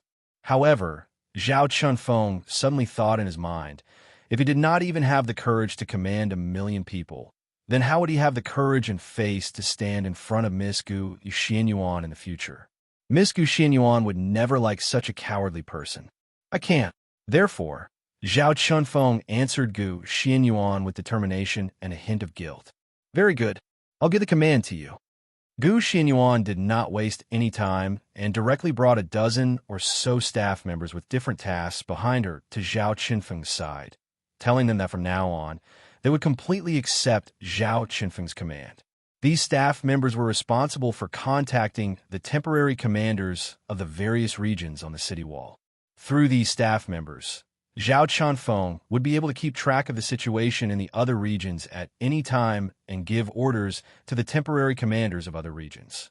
As long as these staff members completely listened to Zhao Chunfeng's orders, then Zhao Chunfeng would be able to instantly control the millions of troops on the city wall of Yuzhong City and become the person with the most power in Yuzhong City at this moment. Chapter 1129. Miss Ling Boli, I'm telling you solemnly that I'm not playing anymore. If this goes on, I'm just going to die. Alexander the Great said to Ling Boli with a tragic expression. They had thought that victory was in their grasp, but they had never expected that Yuzhong City would have so many old guns. Alexander the Great, who had been hoping to use the great Macedonian phalanx to fight to his heart's content with cold weapons, was in great despair. Just now, 3,000 of his most elite soldiers attempted to scale the city walls and launch a surprise attack on Yuzhong City. However, they were blanketed by a super firepower net formed by hundreds of machine guns that appeared out of nowhere. The 3,000 elite soldiers didn't even last a minute before they were riddled with bullets and returned to the dimensional vortex. It was the casualties of these 3,000 soldiers that made Alexander the Great shiver. How is the Ring of Perfect Theory helping them? It's clearly helping the humans. Under the effect of the Ring of Perfect Theory, the humans have become extremely powerful. What's the point of fighting? Just wait a little longer. Ling Boli said coldly. The situation will change soon. Change? How can change? When will it change? Alexander the Great's face was full of disbelief. 5 more seconds. Ling Boli raised her head and looked at the towering New Age Evangelion Machine Zero behind her. She said in a low voice, "Wait another 5 seconds, and the humans will remember the fear of being dominated by Adam." 5 seconds passed in the blink of an eye. Alexander the Great soon realized that New Age Evangelion Machine Zero's body began to shake. Suddenly, a piece of armor fell from the chest area of the machine. An unlucky Yuan Ko was caught off guard and was smashed into a pile of meat paste by this piece of armor. This piece of armor that fell was just a signal. Soon, more and more armor fell from Zero's body. In just 3 minutes, not a single piece of armor was left on Zero's body. Everything fell off. This is... Alexander the Great's eyes widened. When all the armor fell automatically, the thing hidden deep inside the armor was completely exposed. It was a huge giant with an ugly face that looked like a ghost's eyes and nose. However, it was obvious that it was a human's face. This is Adam. Alexander the Great suddenly remembered what Ling Boli said, and he murmured to himself, "Could this be the legendary ancestor of humans? There was no Christianity in your time? How do you know about Adam?" Ling Boli suddenly asked. "Who said Adam was a Christian thing? Who said Adam was created by Jehovah? That Birdman." Alexander the Great immediately said with dissatisfaction. In fact, the legend of Adam had been widely spread in the world long before that liar Jesus was born. According to the legends of my time, Adam and Eve were the first two humans in the world. The rest of the humans were born from Eve's belly. I heard that Eve could give birth to 18,000 people at once. Every time their children reached the age of 12, Adam and Eve would move to another place to continue living, giving birth to a new batch of children, and when they reached the age of 12, they would leave again. This process repeated again and again. After Adam and Eve gave birth to the 108th batch of children, Eve consumed all of her vitality and died on the earth. Her body finally turned into the Garden of Eden. Adam, on the other hand, found a world that was sealed by ice and snow 365 days a year by himself. He used the hard ice to freeze himself forever, and from then on, no one could find a trace of him. When Adam and Eve gave birth to 108 tribes of humans in 108 different places, they gradually developed into 108 different races and started endless wars. The final mission of the Macedonian people was to unify the 108 different races and merge the bloodline of humans into one. From Alexander the Great's mouth, Adam and Eve had completely different stories. P.S. In reality, Adam and Eve were not created by Christianity. Instead, they were created by Christianity after absorbing some local legends from Europe. However, there were many versions of the story of Adam and Eve. The version that Alexander the Great mentioned was a version that humans copied from some leftover documents. As for the version of the story of Adam and Eve that Alexander the Great knew, only God knew. Also, according to the settings, Adam's body should be installed in the number 1 robot, and the 1 in the number 0 robot was only a clone of Adam. But considering the needs of the plot, let's not argue with the author about this. Is this why humans found Adam's body in the South Pole after the completion of the plan? Ling Boli thought thoughtfully. But soon, in Ling Boli's world, Adam and Eve were sealed in ice together. It was not like what Alexander the Great said, where Eve's body finally turned into the Garden of Eden. From this point, it seemed that Alexander the Great's version was wrong again. Are you planning to use Adam to break through the defense of Yuzhong City? Alexander the Great was not a fool. Otherwise, he would not have asked his troops to retreat. So when he saw Adam break through the defense of the number 0 robot and show his real body, Alexander the Great understood Ling Boli's intention. Yes, Ling Boli nodded. What a great idea. Alexander the Great began to praise. Adam is the ancestor of all humans, and he is the most perfect human body. Even if the ring of truth shines on his head, it will not affect Adam's ability at all. Because all of Adam's abilities are powers that humans should have, it is naturally impossible to be restrained by the ring of truth. So, it is equivalent to having a real universe-level combat power? No. Ling Boli shook her head. This is a flood level. Flood level. Alexander the Great's expression was as if he had eaten **T. Are you kidding me? This is a flood level. Of course it is a flood level. Even unlocking his seal will take half an hour, Ling Boli said faintly. This also explained why Ling Boli did not put Adam into the battlefield the moment the ring of truth appeared. Then let us quietly watch the power of this flood-level master. Alexander the Great said with anticipation. I'm afraid we're in trouble now. Gu Xianyuan immediately noticed the abnormality of the number 0 robot. At this time, only Misaka Mikoto was by her side. Yang Jian and Sword Immortal Ling Su were sent by Gu Xianyuan to the other city walls to command the battle. Only Misaka Mikoto, whose combat power was completely sealed due to the appearance of the Ring of Truth, stayed by Gu Xianyuan's side. In fact, Misaka Mikoto also wanted to join the battle, but she was forced to stay by Gu Xianyuan. Misaka Mikoto, who had lost her electromagnetic abilities, was even weaker than an ordinary person. She would only be sending herself to death if she joined the battle. Of course, Gu Xianyuan would not do that.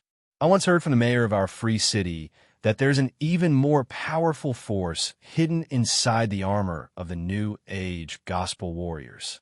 The outer layer of armor of the New Age Gospel warriors looks like it is used to defend against attacks, but it is actually a shackle to trap that force.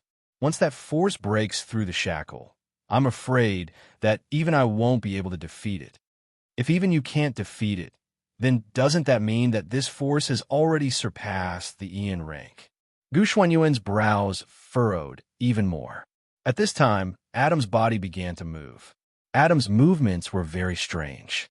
He was not like a normal person who would either walk or run. Adam looked more like a patient who could not coordinate his limbs. His body was twisted into a strange Z shape as he walked unsteadily toward the city walls of Yuzhong City. This was a very unscientific posture. The center of gravity of the body was far away from the legs.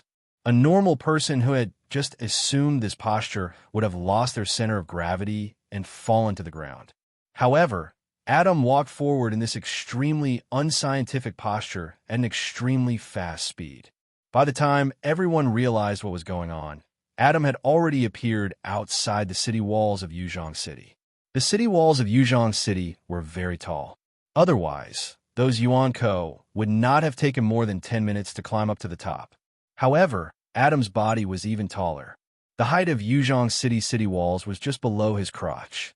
Those who were closest to Adam could even see Adam's reproductive device, which was the size of a bus. Open fire. Zhao Qinfeng's order quickly rang in these people's ears. One by one, they raised the guns in their hands and poured countless bullets onto Adam's body. However, it was unknown what material Adam's skin was made of, but it was unable to enter Adam's body at all. In fact, it couldn't even scratch his skin. Everyone immediately became frightened. This was the first Yuanko that could not be harmed by guns. Retreat. Let everyone retreat. Zhao Qinfeng was about to order his men to continue attacking, but Gu Xuanyuan's order to retreat rang in his ears. Miss Xianyuan, let us try again. We can still try again. Zhao Qinfeng said sincerely. No need. I want you to order them to retreat immediately. Please note, this is an order, not a discussion with you. Gu Xianyuan said sternly. All right. Zhao Qinfeng had no choice but to order the people around Adam to retreat. However, because of Zhao Qinfeng's rebuttal, this order was issued a little too late. When the people near the city walls began to retreat, the huge Adam suddenly raised his hands high up, then pressed his arms together tightly, and hammered heavily on the city walls from bottom to top. The entire city walls instantly trembled. When the dust that filled the sky dissipated, the people were horrified to find that a section of the city wall that was more than 100 meters long had completely collapsed from just one hammering from Adam. All that was left was a ground of ruins and the corpses of hundreds of people who could not escape in time. Chapter 1130. The appearance of Adam's true body quickly caused a huge commotion in the human defense line. This giant only needed to wave his fists, and he could easily pulverize the city walls of Yuzhong City. In just a short while, a section of the city wall that was about 1 kilometer in length was completely destroyed. Over 2,000 ordinary people, as well as a few dozen sword-bearers who couldn't escape in time, died under the giant's attacks. What do we do? Miss Xianyuan, do you have any way to deal with this giant? After Gu Xianyuan had saved Yuzhong City countless times, Sword Immortal Ling Su was already very used to leaving this kind of thing to Gu Xianyuan to deal with. He only needed to carry out Gu Xuanyuan's orders. In the eyes of outsiders, this was an extremely laughable thing. How could a mighty immortal sword bearer listen to a spirit sword bearer? However, this was so natural to Sword Immortal Ling Su. Master Sword Immortal Ling Su, how much time do we have left? How much time do we need before the superdimensional wall protection system can be reactivated? Gu Xianyuan asked Sword Immortal Ling Su in return. 1.5 hours. Sword Immortal Ling Su looked at his own personal terminal. To be precise, there's 1 hour, 27 minutes, and 36 seconds left. Master True, Lord Erlang, do you have a way to temporarily delay this giant for 1 hour, 27 minutes, and 34 seconds? Gu Xianyuan turned to True Lord Erlang and asked. Of course I have a way. True Lord Erlang first patted his own chest arrogantly. However, he quickly changed the topic, and a slightly guilty expression appeared on his face. But after that battle with you just now, I haven't completely recovered the power in my body.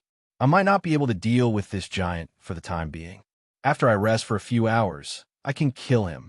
Tui, even if your immortal power is full, it's all been sealed by the ring of perfection. Even if you rest for a few years, you still won't be able to kill him. Sword Immortal Ling Su was very displeased. All right, true Lord Erlang, let's be honest.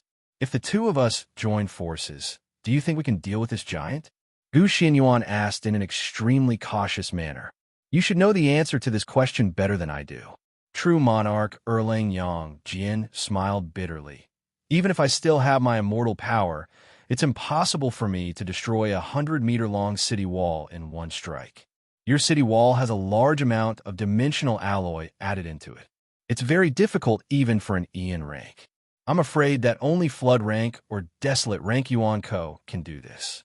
From the looks of it, this giant's strength should have reached the Desolation grade. Even if I were at my peak, I wouldn't be a match for him. On the other hand, if your sword element wasn't sealed by the Ring of Perfection, you might be able to hold him off for a while. Then what should we do? Sword Immortal Ling Su became even more flustered upon hearing Yang Jian's words. Retreat. Gu Xianyuan took in a deep breath before saying resolutely and decisively, Everyone, retreat back to the core area immediately and give up the defense of the common area? What? Sword Immortal Ling Su was in disbelief upon hearing Gu Xuanyuan's words. Why? Miss Xianyuan, weren't you the one who encouraged everyone to defend the walls of the common area? Why are you telling us to retreat now, Miss Xianyuan? There's no way we can deal with this giant, and those cavalrymen outside the city wall are also preparing to charge in through the gap in the city wall. There's not much point in continuing to defend the city wall now, and it would only be a waste of human lives. It's better to rely on the dimensional barrier system in the core area for defense, Gu Xianyuan said calmly. But what's the point of retreating to the core area? The sword element in our bodies has all been sealed, and we can no longer inject sword element into the dimensional barrier system in the core area. Without the continuous infusion of sword element, the dimensional barrier system in the core area won't last for long. Sword Immortal Ling Su hurriedly explained. Are you sure about this? Gu Xianyuan asked solemnly. Are you sure that the sword element of the sword bearers protected by the dimensional barrier system in the core area has also been sealed? I'm sure about this. Sword Immortal Ling Su immediately nodded. We've left a portion of the sword bearers in the core area, and their sword element has also been completely sealed by the Ring of Perfection. Without the replenishment of sword element, the dimensional barrier system in the core area won't be able to hold out against such a large number of Yuan Ko's attacks for 30 minutes. Is this what all the sword bearers are saying? Are there any spirit sword bearers left in the core area? Gu Xianyuan pressed further. There isn't. Sword Immortal Ling Su's aura faltered. All the sword bearers above the famed sword rank have come out to fight. They aren't staying in the core area. Then I'll have to trouble Master Ling Su to immediately bring a spirit sword bearer into the core area and see if their sword element has been completely sealed by the Ring of Perfection. Gu Xianyuan quickly said to Sword Immortal Ling Su. Yes. Sword Immortal Ling Su didn't say anything else, and immediately teleported into the core area through a quantum teleportation spell formation. Not long after, he teleported back and said excitedly, Miss Xianyuan, how did you guess this? The spirit sword bearers and immortal sword bearers indeed haven't had their sword element completely sealed by the Ring of Perfection. The spirit sword bearers have returned to the ancient sword rank, while I've returned to the famed sword rank. What's so hard about that? Gu Xianyuan said with incomparable calm. The dimensional barrier system is a device made from imperial alloy, and it itself has the power of an Emperor's sword bearer. It wouldn't be a problem for it to block a portion of the power of the Ring of Perfection with this kind of power. This is also why the dimensional barrier system itself still exists under the illumination of the Ring of Perfection. Most importantly, If the ring of perfection is really strong enough to seal the sword element of our sword bearers through the dimensional barrier system, then we humans would have perished countless times already. Gu Xianyuan looked at the ring of perfection above her head.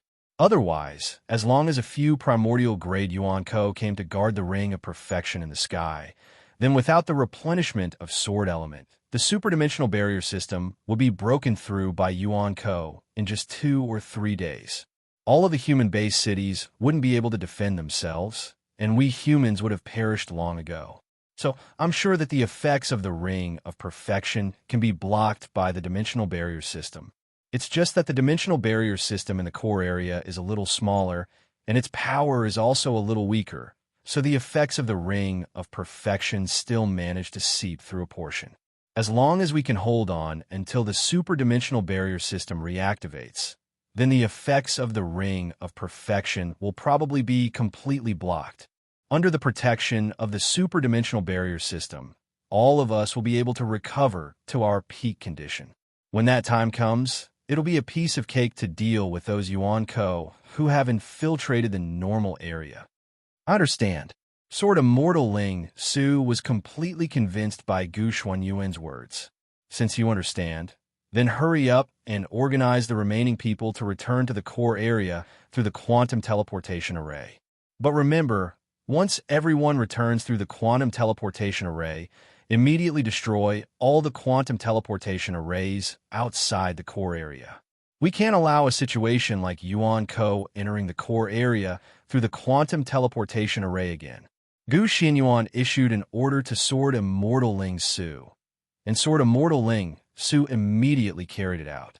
Soon, all the normal people and sword bearers began to enter the core area through the quantum teleportation array in an orderly manner.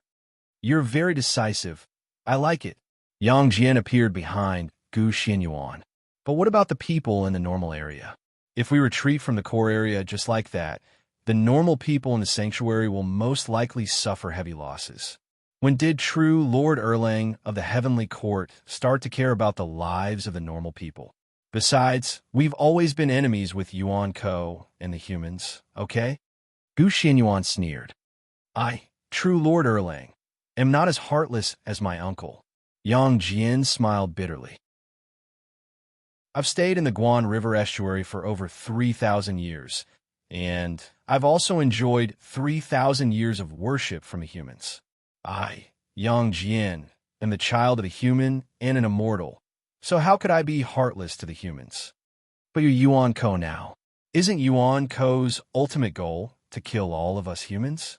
Gu Xianyuan said with disdain. There are also differences among Yuan Ko, and I'm different from my uncle and the others. True Lord Erlang shook his head. Forget it. It's my fault for being meddlesome. Since your heart is as hard as stone, then what's the point of me thinking about this?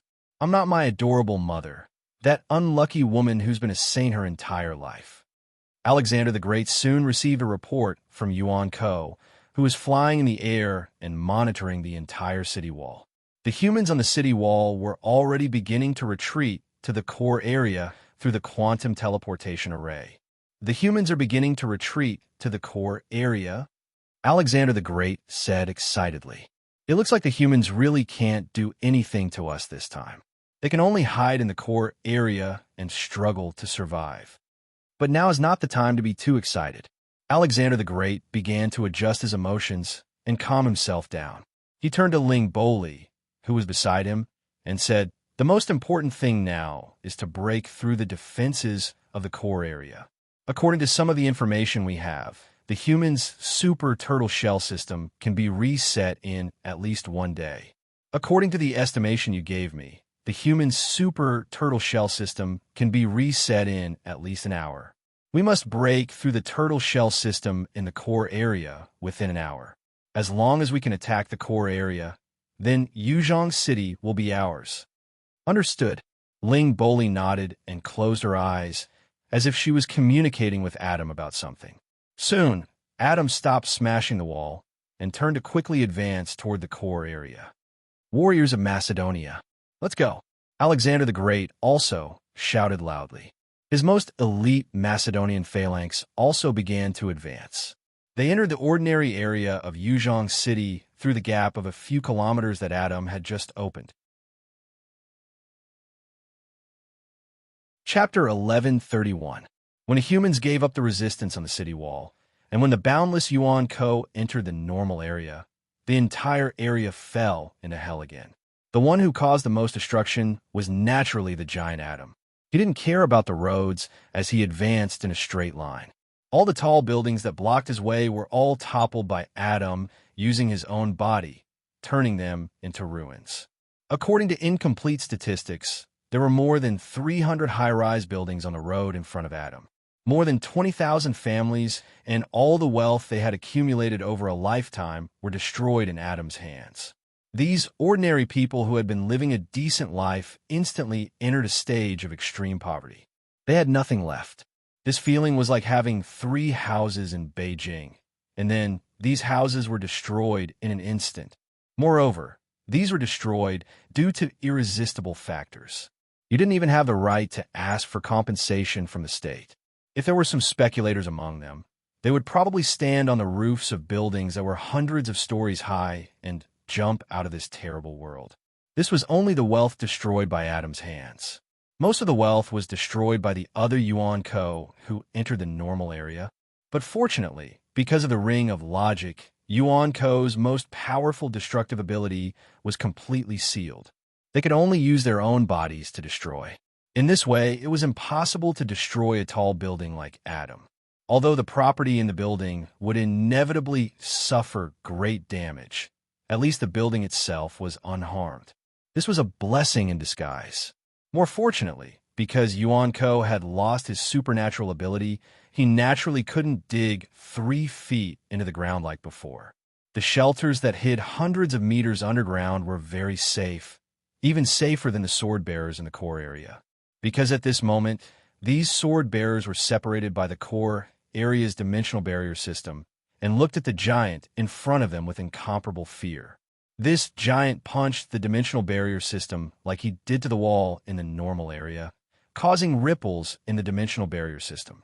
All the sword bearers looked nervously at the monitor in front of them, which showed the energy value of the dimensional barrier system. After Gu Xianyuan subdued Kong Na, the humans immediately went to the wall to defend and did not fully restore the dimensional barrier system's energy. As a result, when the Ring of Logic was activated, the core area's dimensional barrier system was still in a damaged state, with only 43.8% of its energy remaining. And every time this giant atom hammered the dimensional barrier system, it would cause about 0.25% of its energy loss. This speed was not much slower than Kong Na's. According to this speed, the core area's dimensional barrier system would completely collapse in less than 20 minutes. At that time, there would still be 50 minutes before the superdimensional barrier system restarted. These 50 minutes were enough for the giant to destroy the core area of the superdimensional barrier system. At that time, Yuzhong City would really be finished. Who would have thought that hiding in the core area would only result in a slow death? Sword Immortal Ling Su looked at the tottering dimensional barrier system in front of him with a deathly expression.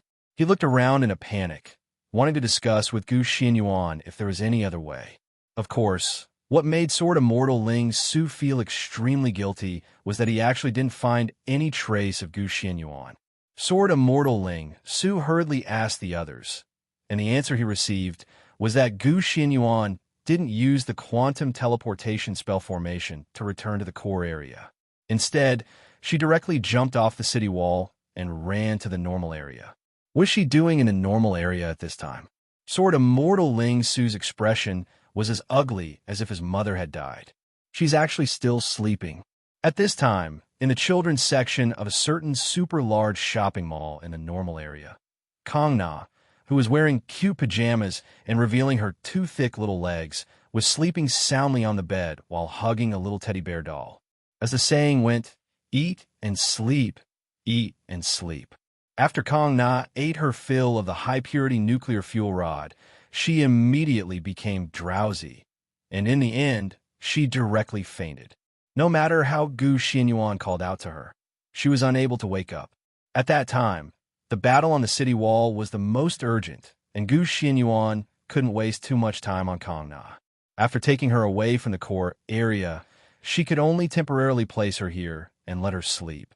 In any case, her true form was a dragon, and presumably, no blind Yuan Ko would dare to bully a dragon. When Adam appeared, Gu Xianyuan knew that he wouldn't be able to stop him with just his own strength, and the only one who could compete with Adam in terms of physical strength was the giant dragon Kang Na, whose physical strength was equally terrifying. Thus, Gu Xianyuan didn't follow the main group back to the core area, and instead immediately went to find Kang Na. But right now, Kang Na was still sleeping very soundly, and it looked like there was no chance of waking her up. Even an ordinary person would need 6 to 7 hours of sleep before they would naturally wake up, and according to legend, a giant dragon could sleep for a few hundred years. This time, even if Kang Na slept until she died without waking up, Gu Xianyuan didn't find it strange at all. But now, Gu Xianyuan had to think of a way to wake Kang Na up, and this was a gargantuan problem. Previously, Gu Xianyuan had already tried all kinds of conventional methods. Even if Gu Xianyuan had a 1,000 decibels loudspeaker aimed at Kang Na's ear, or even made Kang Na's little face turn purple, she still couldn't wake up this sleeping little female dragon in the slightest. Lady Xianyuan's sword. Lady Immortal Slaying Sword. Do you know of any way to wake up this damned female dragon? In the end, Gu Xianyuan could only helplessly ask her 2 sword maidens. Because her sword essence had been sealed once again, she lost contact with most of her sword maidens once more. Only the Immortal Slaying Sword and Xianyuan's sword, these 2 sword maidens with great backgrounds, could maintain communication with Gu Xianyuan even after her sword essence had disappeared. Or perhaps it should be said that they were like real humans, talking to whomever they liked, and didn't need to borrow the sword essence of the wielder at all. Dragons. Xianyuan's sword smacked its own mouth. In the era when I was awe-inspiring, humans had already formed an alliance with dragons, using dragons as the price of their totems in exchange for the dragon's full support for humans. At that time, dragons were rare and protected animals. Even I didn't dare to kill a dragon. Otherwise, wouldn't that bastard Gongsun Xianyuan soak me in salt water for a few hundred years? That's why I don't know much about the dragon race. You can go ask Immortal Slaying Sword. In her era, killing dragons was like killing dogs. Even if there weren't 1,000 dragons that died by Immortal Slaying Sword's hands, there were at least 10,000. She definitely knows a lot about the dragon race. Xianyuan's sword immediately kicked the ball to Immortal Slaying Sword's feet. I did indeed kill a lot of dragons. I also know a lot about the dragon race. The Zhu Xian sword did not try to avoid it. Instead, it admitted it honestly. However, I have only killed the Eastern dragon race. I have never killed a Western dragon race like her. I don't know if this method will work on the Western dragon race. What method? Hearing Immortal Slaying Sword's words, the anxiety in Gu Xianyuan's heart instantly eased a little. As long as there was a method, it was fine. She was afraid that there wasn't any other way. To the Eastern dragon race, the most important thing is its reverse scale. For any sleeping giant dragon, the moment any creature dares to touch its reverse scale, this giant dragon will immediately awaken and mercilessly slaughter those who touch its reverse scale, Immortal Slaying Sword Lady said indifferently. The Immortal Slaying Sword Lady said calmly, "If she's from the Easter Dragon clan, I'll think of a way to find her reverse scale. But she's a Western dragon, so I don't know if this method will be effective. I'm not even sure if Western dragons have reverse scales." They do. The Western dragon race has a reverse scale? Gu Xianyuan said with absolute certainty. She recalled the scene of her battle with Dark Dragon King Dark Shanida in the Wudong Apex Instance Dungeon. Dark Shanida had once personally told Gohan that he had a reverse scale, and Gohan also vaguely remembered that the immortal sword rank sword wielder who appeared and killed Shanida had pierced through Dark Shanida's reverse scale with one strike, causing Dark Shanida to be instantly killed by his opponent. Where is the dragon race's reverse scale?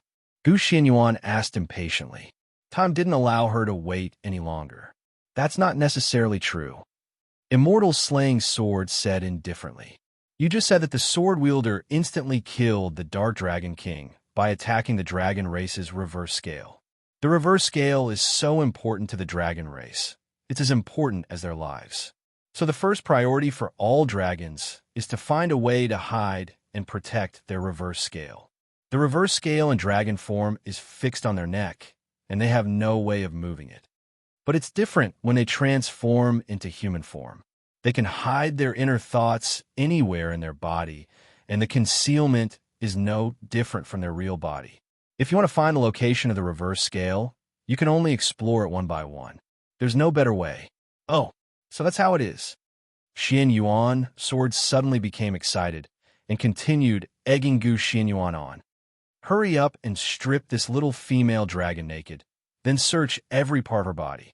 That little hill, that little hole. Don't let go of anything. Maybe her reverse scale is hidden in that hole. Wah, I can't take it anymore. Why do I get so excited just thinking about this? Xian Yuan sword's voice was rough, like some perverted, infatuated girl. Chapter 1132. If there was a third person beside Gu Xianyuan and Kong Na at this time, he would definitely see a very exciting scene. A beautiful girl was undressing an extremely cute little lowly. After taking off all her clothes, the beautiful girl's hands were constantly groping the little lowly's body, almost touching every part of the little lowly's skin. This scene, oh my God. I can't take it anymore. Where's the medic? My health bar is empty. How is it? Did you find her reverse scale? Xian Yuan's sword asked with concern. No. Gu Xianyuan shook her head. No, I've stimulated every part of Kong Na's body with sword energy, but Kong Na didn't have any reaction. It seems like Kong Na's reverse scale isn't in these places. Then it must be in some private places. Xian Yuan's sword became more and more excited. Hurry up and touch it. Touch it. This. Gu Xianyuan couldn't help but hesitate. If it was just touching the outer skin, it would be fine. This female dragon wouldn't care about this. But if she really touched Kong Na's private parts, what would she do when this little female dragon wakes up and falls out with her? One must know that Gu Xianyuan attacked Kong Na's reverse scale to wake Kong Na up. Kong Na would definitely know that Gu Xianyuan touched her reverse scale. This was something that couldn't be hidden. Think about it. Apart from those private parts, is there any place that I haven't touched? Gu Xianyuan decided to recall in her mind again. If she really couldn't find any other parts that she hadn't touched, then Gu Xianyuan could only follow Xian Yuan's sword's terrible suggestion and go deep into some parts of Kong Na's body to stimulate it. That's right. I don't think I've touched that place yet. This memory didn't matter. Gu Xianyuan really remembered a place that she had never touched before. 5%. 4. 823%. 4. 625%. In the core area, whether it was a swordsman or a normal person with a gun, they all looked at the display of the dimensional wall in front of them in despair. At this time, the core area's dimensional wall only had less than 625% energy left. The dimensional wall would shatter at this moment. Open the last quantum transmission array and prepare for the worst. Gu Xianyuan wasn't by his side, and the highest commander in the core region had become Sword Immortal Ling Su. Although Sword Immortal Ling Su was extremely unwilling, he had no choice but to make this difficult decision. The so-called worst-case scenario was for all the survivors to escape from Yuzhong City and then launch an expedition to Yanjing City and finally hide in Yanjing City. Among all the quantum teleportation arrays in Yuzhong City, there was one that led directly to an emergency transit station. There were many supplies and vehicles hidden in the emergency transit station for the people of Yuzhong City to escape to Yanjing City. However, Sword Immortal Ling Su was extremely worried. If the 40 million residents of Yuzhong City all fled to Yanjing City at the same time, how many of them would make it to Yanjing City alive? This number might not even reach 4 million. But if Yuan Ko and the others were to carry out layers upon layers of attacks, even 400,000 people might not be enough. 1. 886%. 1. 633%. At this time, The dimensional wall in the core region of Yuzhong City only had a sliver of HP left. Everyone didn't have any hope of defending Yuzhong City. At this time, Sword Immortal Ling Su also received a report from his subordinates. The last quantum teleportation array had been fully activated, and the first batch of sword bearers had already entered the transit station. They were currently taking over the defense of the transit station. The transit station was in good condition and could handle the transit work for the entire Yuzhong City. Dear citizens of Yuzhong City, I am the chairman of Yuzhong City Sword Committee, Sword Immortal Ling Su, Hua Ling Su. Sword Immortal Ling Su connected to all the television screens in the sanctuary through the reporters behind him.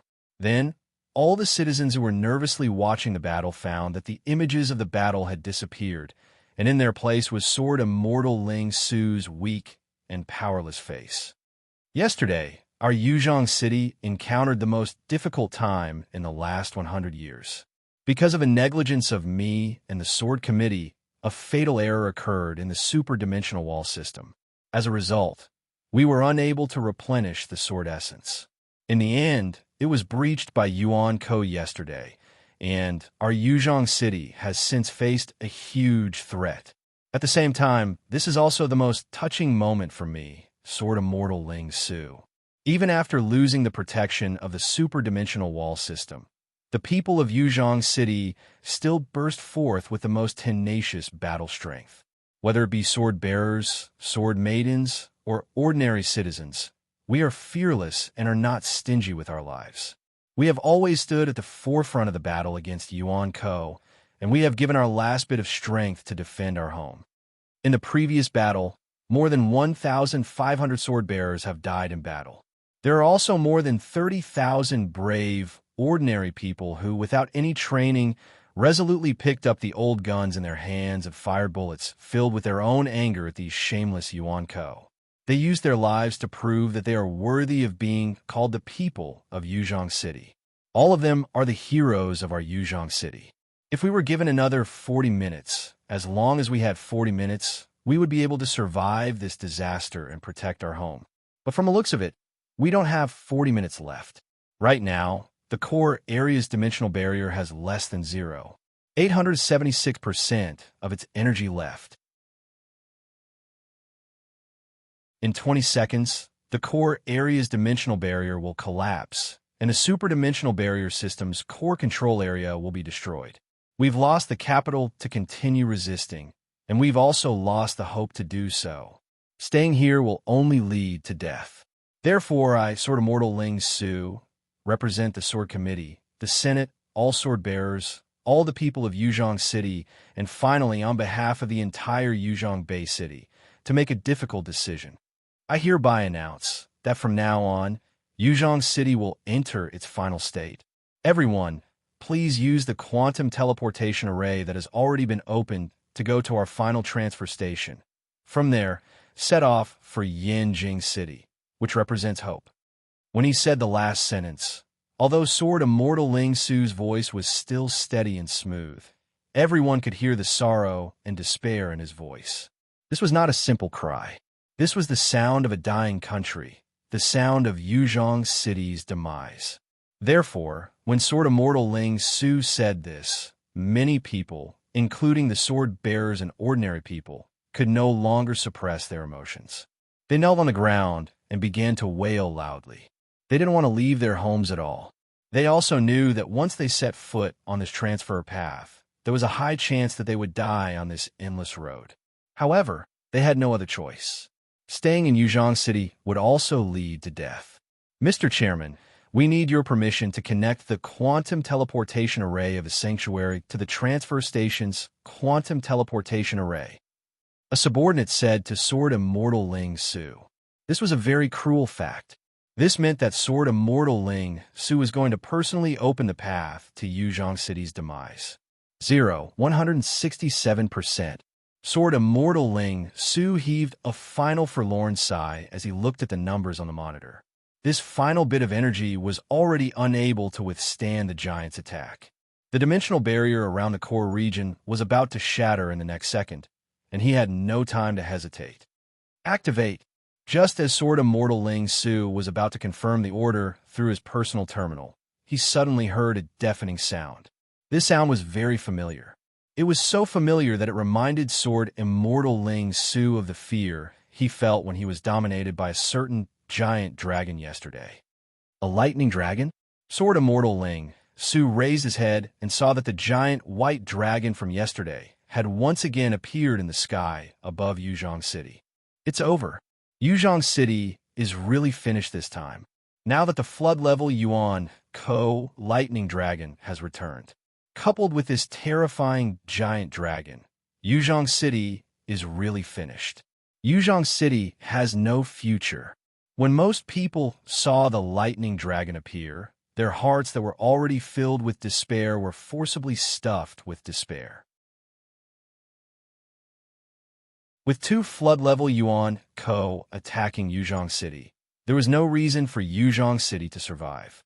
However, the moment he saw the lightning dragon, a faint glimmer of hope appeared in Sword Immortal Ling Su's heart. The other sword bearers didn't know, but Sword Immortal Ling Su knew very well that Gu Xianyuan had once told him that she had already subdued the lightning dragon. The lightning dragon was no longer a threat to Yuzhong City. Sword Immortal Ling Su even specially approved to give more than half of the high-purity nuclear fuel rods to this lightning dragon as food. Now that this lightning dragon had appeared here, was it possible that not only was it not a disaster for Yuzhong City, but it was also a turning point for Yuzhong City to welcome a new life? Look, who is that person riding on the lightning dragon? It was also at this moment that a sharp-eyed sword-bearer discovered something different about this lightning dragon. At this moment, on the back of this lightning dragon, there was a human in white standing on it, as if it was flat ground. It was as if the thing under his feet was not a terrifying giant dragon at all. It's Miss Xianyuan. It's Miss Xianyuan. The sharp-eyed sword-bearer quickly recognized the human's appearance. Who else could it be but Gu Xianyuan, who had just disappeared for dozens of minutes? But why? Why is Miss Xianyuan standing on the back of that giant dragon? What on earth happened? Many people had doubts in their hearts, but this doubt was quickly answered. Because in the next second, this powerful lightning dragon pounced on Giant Adam, who was still destroying the dimensional barrier. Dragon Knight. Miss Xianyuan is a Dragon Knight. Another sword-bearer suddenly shouted loudly and excitedly, and the term Dragon Knight also quickly spread around, so that in an instant, almost everyone was muttering the words Dragon Knight. The body of the giant dragon slammed into Adam's body, directly knocking Adam away from the dimensional barrier. The bodies of the 2 giant beasts collided, flattening a large area of houses, but at the same time, it also protected the crumbling dimensional barrier that was on the verge of collapse. Great, it's really her.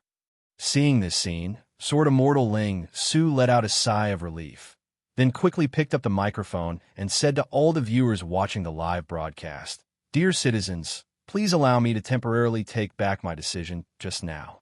Hope has not been completely lost. We still have the capital to fight to the last moment. We still have Dragon Knight, Miss Xianyuan." Chapter 1133. There was nothing much to say. Be it human eyes or camera lenses, everything was focused on the battle outside the core area. At this moment, the 2 gigantic beasts crawled up from the ground. They were about a kilometer away from each other, and they were both staring at each other. A huge battle was about to break out. One of the 2 behemoths was a snow-white winged dragon, while the other was a humanoid giant. This scene was inexplicably similar to a series of sci-fi dramas from before the apocalypse. However, in that sci-fi series, the side of justice was Ultraman in human form, and the side of evil was a monster-like dragon. However, at this moment, the roles of justice and evil were reversed. The monsters became the last line of defense to protect humans, and the humanoid Ultraman, Yuan Ko, was the killer who was trying to destroy the last trace of hope for humans. Oh! Adam let out a cry that no one could understand, and suddenly charged towards Kong Na, who was in front of him. Kana didn't want to be outdone. After letting out a dragon roar, the 2 gigantic beasts collided again. The force was so great that even the sword bearers in the core area felt waves of violent tremors. What the hell is this white dragon doing? Isn't she on our side? Why is she attacking Adam?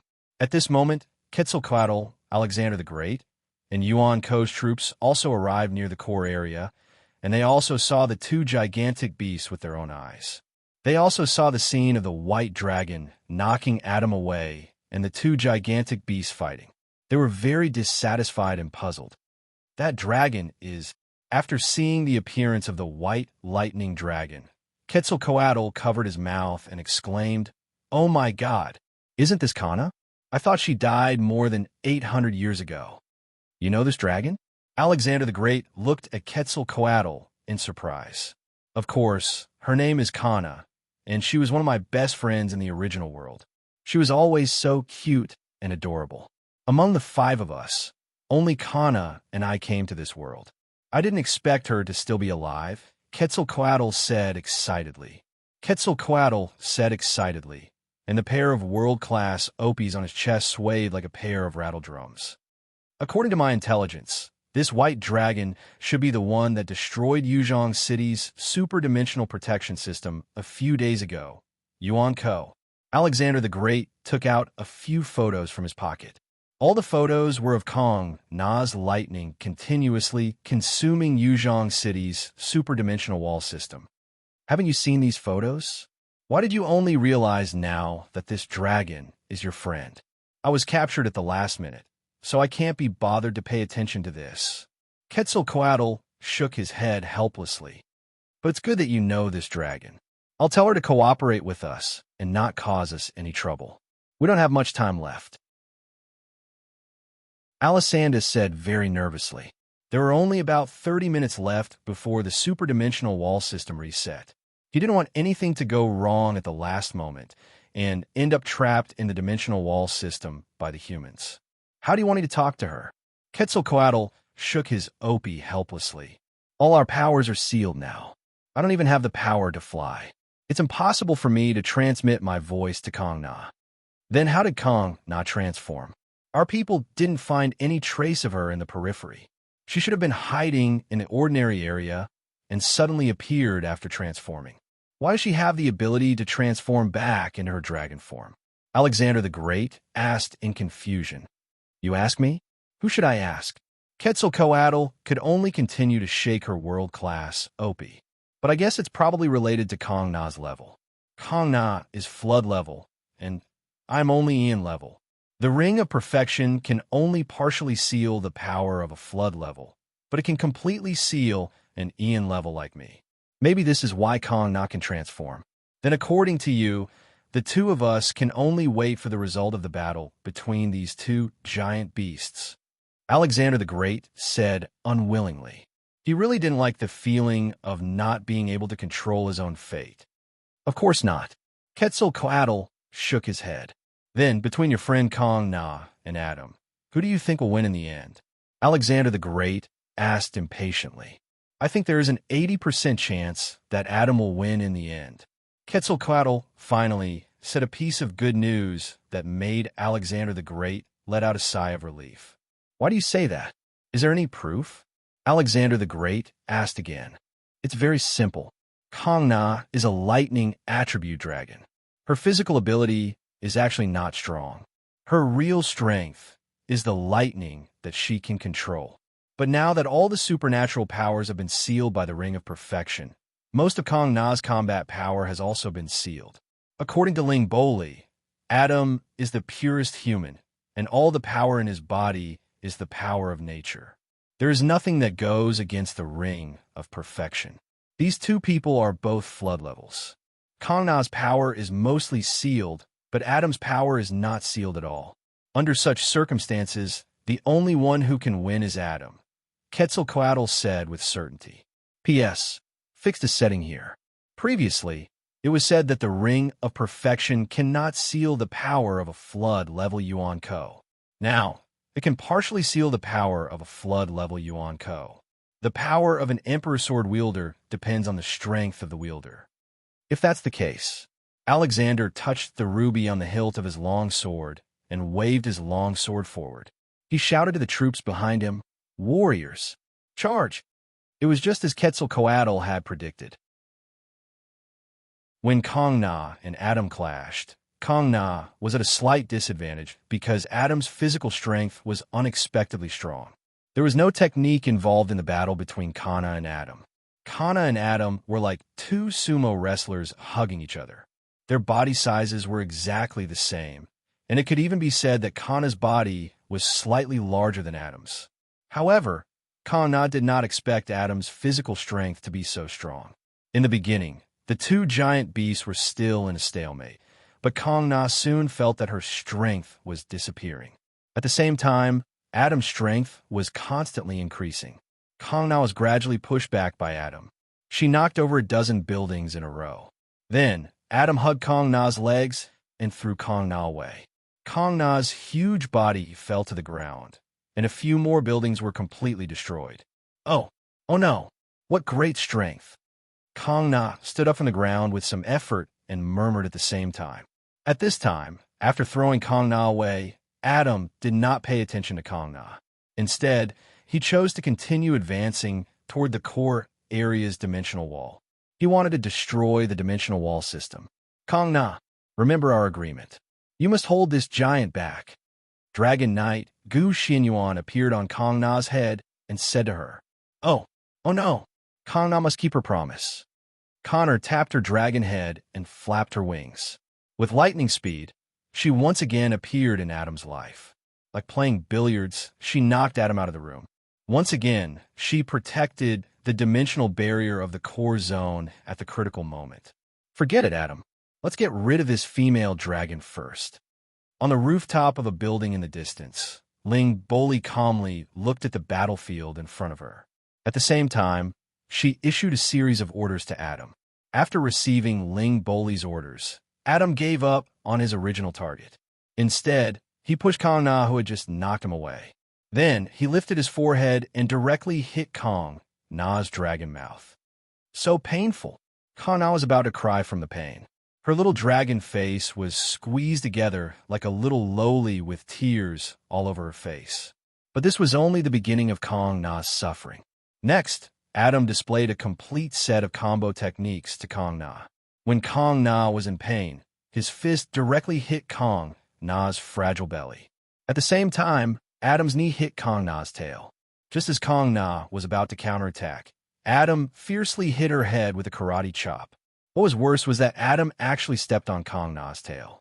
The whole set of tools was so painful that this little lowly female dragon felt sore all over her body. She almost fainted from the pain. What was even more frightening was that Adam finally pulled out two alloy particle knives from his thighs. These two alloy particle knives were originally equipment used by the gospel warriors of the new era. Who would have thought that Adam would actually hide one of them in the fat of his thighs, giving Kong Na and Gu Xianyuan the illusion that Adam wasn't carrying any weapons. In the end, this illusion almost cost Kong Na her life. While she was in a daze, the two daggers simultaneously sliced at Kong Na's tail. In the end, Kong Na's pitiful white tail was directly sliced off by Adam. Then, Adam conveniently used it as a rope to strangle Kong Na's neck. This Adam actually wanted to strangle a little female dragon to death while she was still alive. I can't.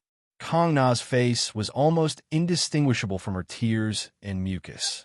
The intense pain caused Kong Na to be unable to even finish the words, I can't. Kong Na was about to be KO'd by Adam's flurry of attacks. Right now, the only one who can save Kong Na is me. Gu Xianyuan was also stunned by Adam's series of impeccable combo attacks. But very quickly, Gu Xianyuan regained her composure. She knew that if she didn't think of a way to save Kong Na, then Kong Na's hard-won battle power would die in Adam's hands. Looks like I can only take the risk. Just as Gu Xianyuan was about to take the risk to save Kong Na, a sudden unforeseen event occurred. Not far away, the dimensional barrier of the core area shattered unexpectedly. Crap, I miscalculated a little. Gu Xianyuan looked at the core area with some annoyance. Although she and Kong Na had done their best to delay Adam, they had forgotten that there was also a group of powerful Yuan Ko army under Alexander. Although Alexander's army didn't have the terrifying battle power of Adam, for the core area's dimensional barrier that only had a little more than 0.1% of its energy left, this army was already enough. Alexander's army added the final blow, completely shattering the core area's dimensional barrier. Now, the last safe place in Yuzhong City had already been torn apart by Yuan Ko's own clothes, exposing it to the enemy's swords. Chapter 1134. Chairman, what do we do now?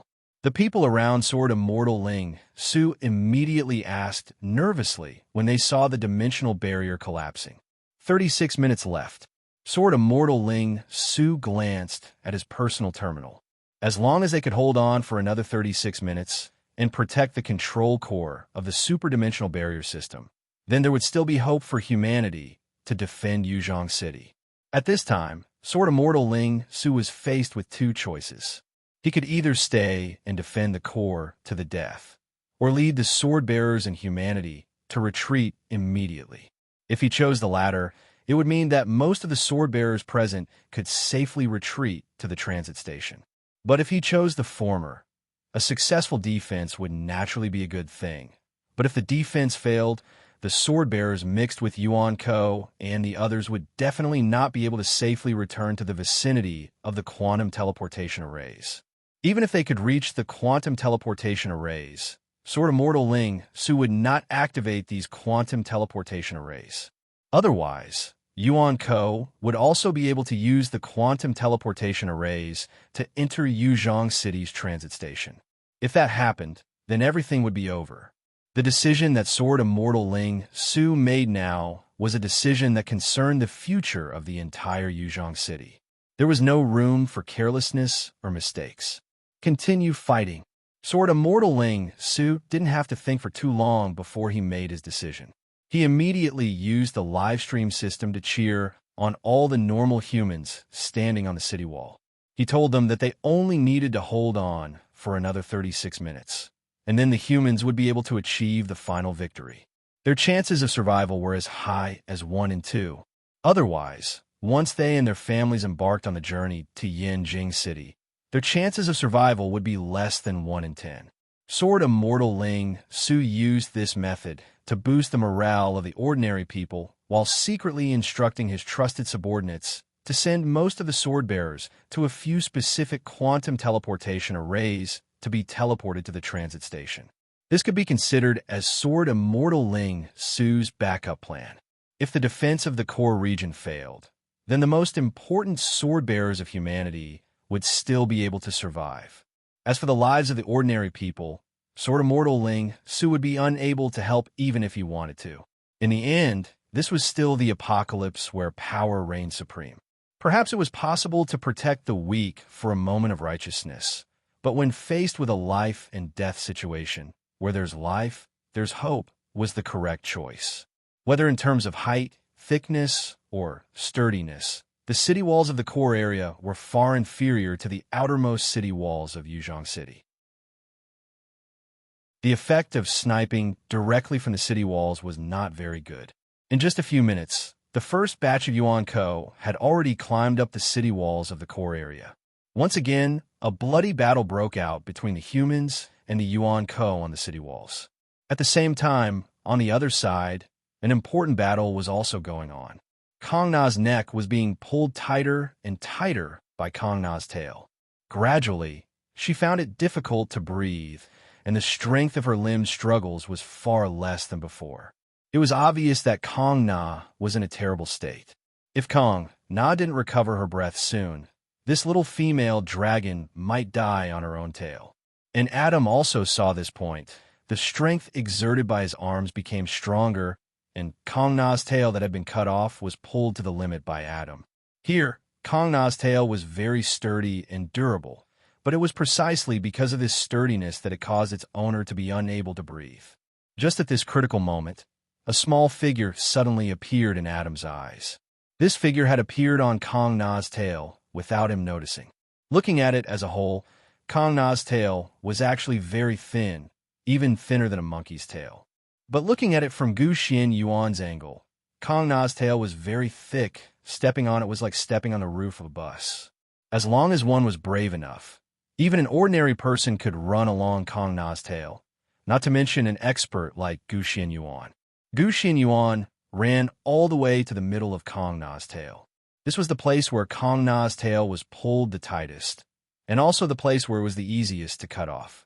Gu Xianyuan's intention was very obvious. He wanted to cut off Kong Na's tail here for the second time, and thus get rid of Kong Na's current predicament. Chaos Sky Splitter. Without saying anything else, Gu Xianyuan used the first move of the Chaos Sword Art. This was also one of the moves with the strongest single-target killing ability in the Chaos Sword Art.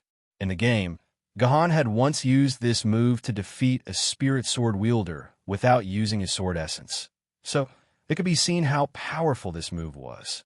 Moreover, the sword that Gu Xianyuan was holding wasn't an ordinary sword mistress, but a spirit sword wielder's immortal slayer sword. This sword mistress was something that even an emperor sword wielder was afraid of. The sharpness of the sword could easily break through the defense of a universe-level Yuan Ko, so Gu Xianyuan was very confident that she could cut off Kong Na's tail in one move.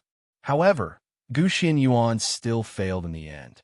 The immortal slayer sword indeed pierced through Kong Na's tail very easily, but when Gu Xianyuan wanted to use Chaos Sky Splitter to cut off the entire tail, a numbing electric current passed through Kong Na's tail and the immortal slayer sword into Gu Xianyuan's body, causing Gu Xianyuan to instantly enter a state of numbness. The Chaos Sky Splitter that wasn't completely used also naturally ended. This scene couldn't help but remind Gu Xian of the battle between the Wangshu Sword Goddess and Kong Na. At that time, the Wangshu Sword Goddess's condition was even more miserable than Gu Xianyuan's. She was continuously electrocuted by Kong Na and was forever trapped in a state of numbness. If it wasn't for the Tiger Roar Sword Spirit's desperate attack that sent the Wangshu Sword Goddess flying, the Wangshu Sword Goddess would have already been broken in Kong Na's hands. I understand now. The Ring of Perfection is unable to completely seal Kong Na's power, so there is still a portion of electric current hidden deep within Kong Na's body. However, this portion of electric current is too small, so small that Kong Na can't even mobilize it. I didn't expect it to come at a time like this. Gu Xianyuan quickly understood the origin of the electric current in Kong Na's tail and felt a sense of helplessness in her heart. As long as it was a metal object, it would conduct electricity. Even the immortal execution sword was no exception. If she had sword essence in her body, she could use it to isolate these electric currents. However, she didn't have any sword essence to use now. If she continued to use the immortal execution sword to slice off Kong Na's tail, then being electrocuted would be unavoidable. Looks like I can't use the immortal execution sword anymore. Gu Xianyuan hesitated for a moment before using her left hand to pull out a pitch-black sword lady from the scabbard at her waist. This was the first time this sword lady had revealed herself today.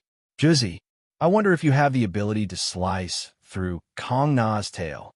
At this moment, Gu Xianyuan took out her famed sword lady's Juzi sword. There was only one reason why Gu Xianyuan took out the Juzi sword. That was because the Juzi sword wasn't like the majority of the other sword ladies, which were all forged from various metals. The biggest difference between the Juzi sword and the other sword ladies was that it wasn't made of metal. Instead, it was the trunk of the ancient Fusong tree. To put it bluntly, it was just a piece of wood. Wood naturally couldn't conduct electricity, so if Gu Xianyuan used the Juzi sword, she could successfully avoid the paralyzing effect of the electric currents in Kong Na's tail. But then there was another problem. Could a wooden long sword like the Juzi sword really have the ability to cut through the tail of a flood-level dragon? Forget it. I'll just treat a dead dragon as a living dragon. Gu Xianyuan held the Juzi sword in her left hand and waved it in the air a few times. She wanted to get used to this terrible feeling. It couldn't be helped. Although Gu Xianyuan had the ability to use dual swords, she mainly used her right hand when using the sword. Using the sword with her left hand was still a bit awkward. This was also something that couldn't be helped.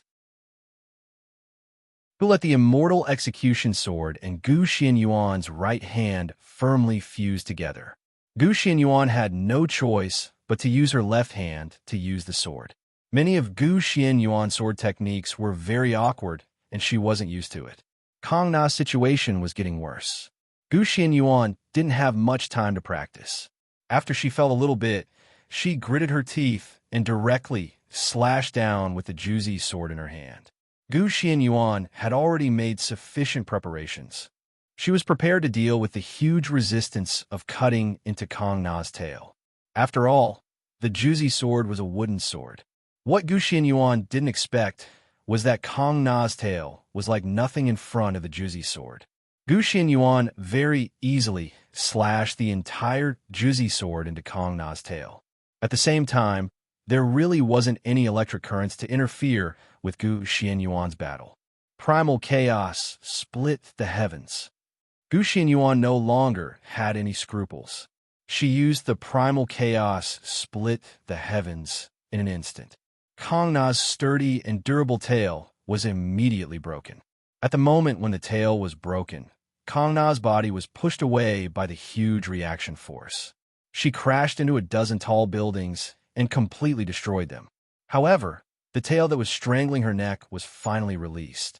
Kong Na suddenly opened her dragon mouth and took a dozen deep breaths of air, as if it was the most precious thing in the world. Oh no, I almost died. Although that was what Kong Na said, her danger was actually over. But the real danger now was Gu Xianyuan. Gu Xianyuan, who was originally standing on Kong Na's tail, flew out like Kong Na the moment her tail was broken. It must be known that Kong Na's body was as high as a dozen stories building. Gu Xianyuan was equivalent to falling from a height of a dozen stories building. What was even worse was that there wasn't anything around Gu Xianyuan that she could borrow strength from. She couldn't use the sword essence in her body either. Gu Xianyuan could only let her body fall from the sky. I hope the Xianyuan sword's words are true. My body has already been strengthened to the level of a flood dragon Yuan Ko. Otherwise, I'm afraid I'm going to die. Gu Xianyuan, who was falling from the sky, helplessly thought to herself. At this moment, she was hoping that her body's strength could withstand this impact. Suck! Suck! At this moment, Kong Na was greedily breathing in the air.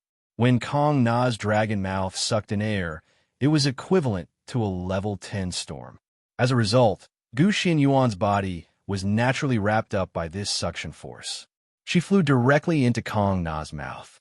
If it wasn't for Gu Xianyuan's quick eyes and hands, she might have already been eaten into Kong Na's stomach. Chapter 1135. Oh no! Mouth ulcers! Feeling the stinging pain in her mouth, Kong Na said sadly. Sorry.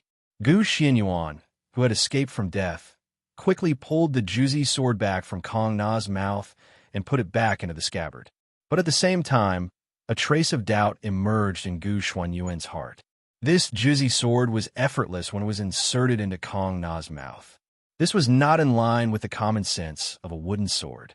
When using the Juzi sword in other times, Gu Xianyuan never felt that the Juzi sword was so sharp. Could it be that the Juzi sword has a special damage effect on Kong Na? Gu Xianyuan could only guess like this. On the other side, after Adam discovered that his prey had escaped from death, his expressionless face revealed a rare change that looked like anger. Then, Adam charged towards Kong Na once again, determined to kill this pitiful little female dragon once and for all. Oh no! The painful experience just now had left a deep shadow in the heart of this pitiful little female dragon. How would she dare to fight Adam again? She flapped her wings once more and flew a few hundred meters into the air, putting some distance between her and Adam and hiding far away from this terrifying fellow. Oh! Oh! Adam couldn't speak and could only make a few whining sounds. Adam grabbed wildly toward the sky, trying to pull Kong Na down. Of course, this was impossible. At this time, Adam was a few hundred meters away from Kong Na, and Adam himself didn't have the ability to fly. It was impossible to catch Kong Na, who was flying in the air. But Adam wasn't just blindly grabbing. After discovering that he couldn't catch Kong Na, Adam suddenly picked up a round iron ball from beside him. This iron ball looked like an iron ball in Adam's hand, but in fact, it was a spherical dome decoration of a large shopping mall. An iron ball that could accommodate thousands of people was like an ordinary basketball in Adam's hand. Not good, Dodge. Gu Xianyuan immediately said to Kong Na, but it was already a little too late. That spherical dome was thrown out by Adam with all his might, directly smashing onto Kong Na's head, causing Kong Na to sway in the air, almost directly falling from the sky. Seeing that Kong Na was hit by his attack, Adam became excited. He picked up some things beside him and threw them at Kong Na. However, Adam could no longer find a dome like before. He could only pick up the ruins of a high-rise building and throw them at Kong Na like rocks. Perhaps it was Adam's accuracy or Kong Na's stupidity in dodging, but out of the 10 pieces Adam threw, 7 or 8 of them hit the unlucky Kong Na. Although Kong Na didn't receive any serious injuries, they still left quite a few bloody marks on her body. Oh no! Kong Na flapped her wings forcefully to express the anger in her heart. It was fine that her strength was inferior to this ugly fellow, but she didn't expect that she would become a live target in the air. This was a huge blow to Kong Na's little self-esteem. Fly left. At this moment, Kong Na suddenly heard this command from the human in her mouth. Kong Na, who was dizzy from being smashed by Adam, flew toward her left. As expected, she narrowly dodged a piece of rubble that was smashing towards her. Fly right, fly down, fly up. Gu Xianyuan acted like she was playing a game of dodgeball, constantly ordering Kong Na to fly in different directions.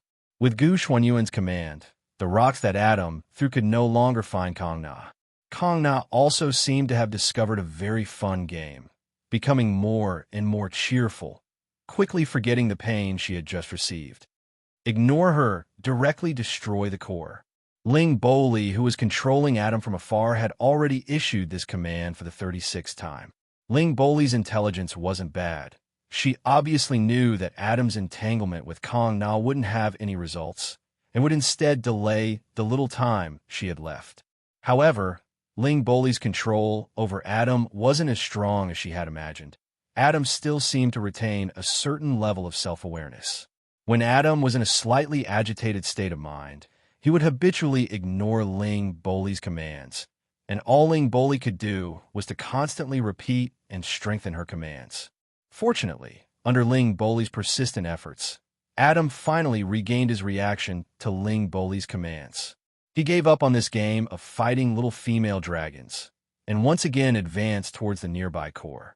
Gu Xianyuan could see very clearly from Kong Na's dragon mouth. The humans in the core were currently engaged in a life and death struggle with the Yuan Ko, who had attacked the city walls.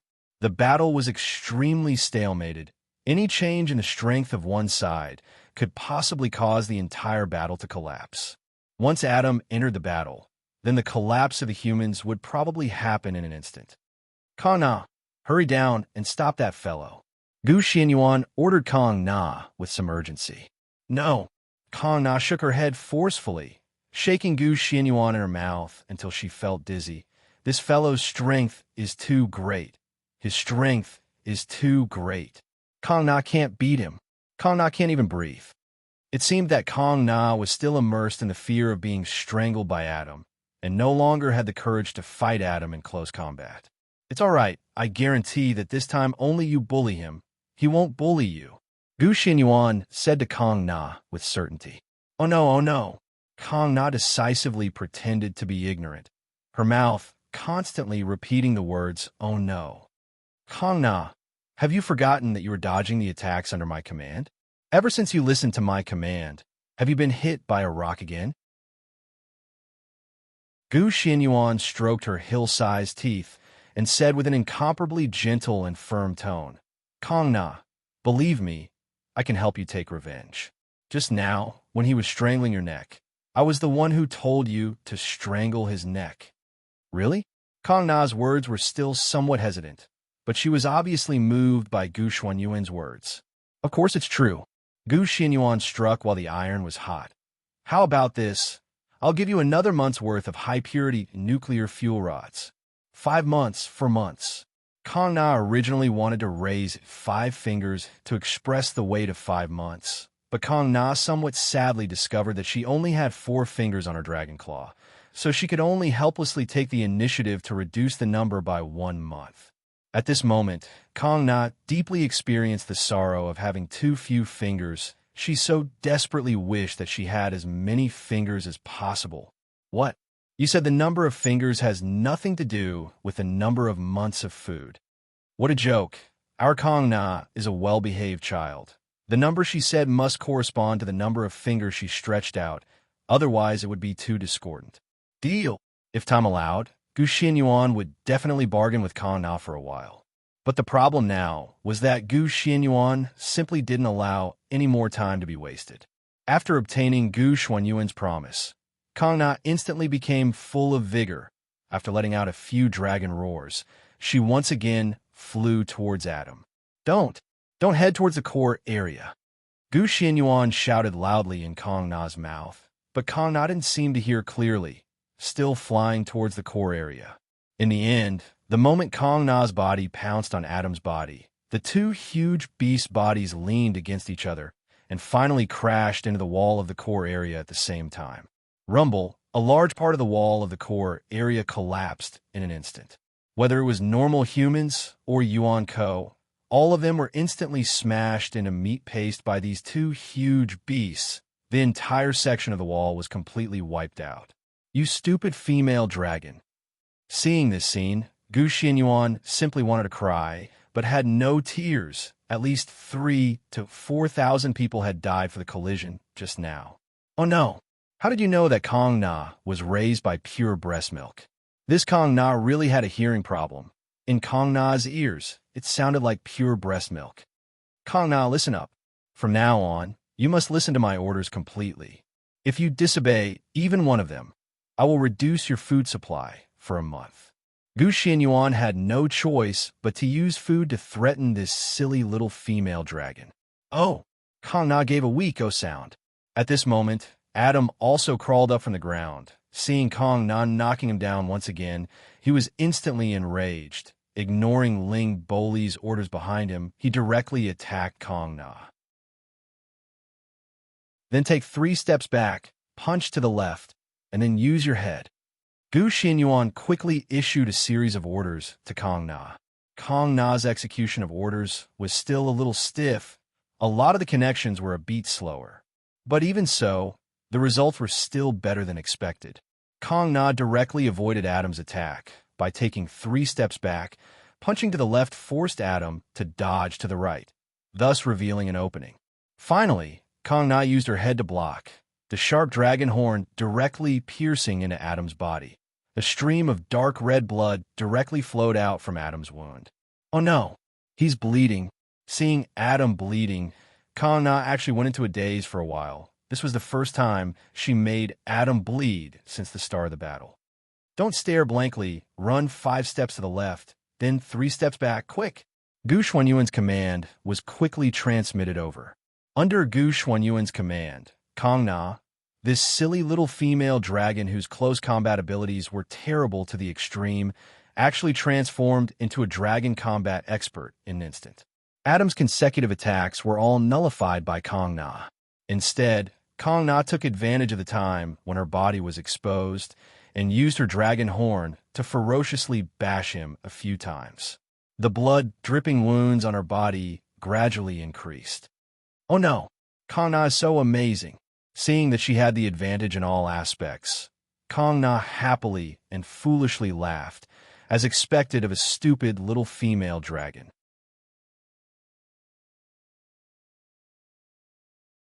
Chapter 1136. Roar! Adam let out a painful howl as he was hit by Kong Na. Then he started to attack Kong Na crazily again. Back, left, bend over, punch. Under Gu Xuanyuan's command, Kong Na turned into a nimble female dragon.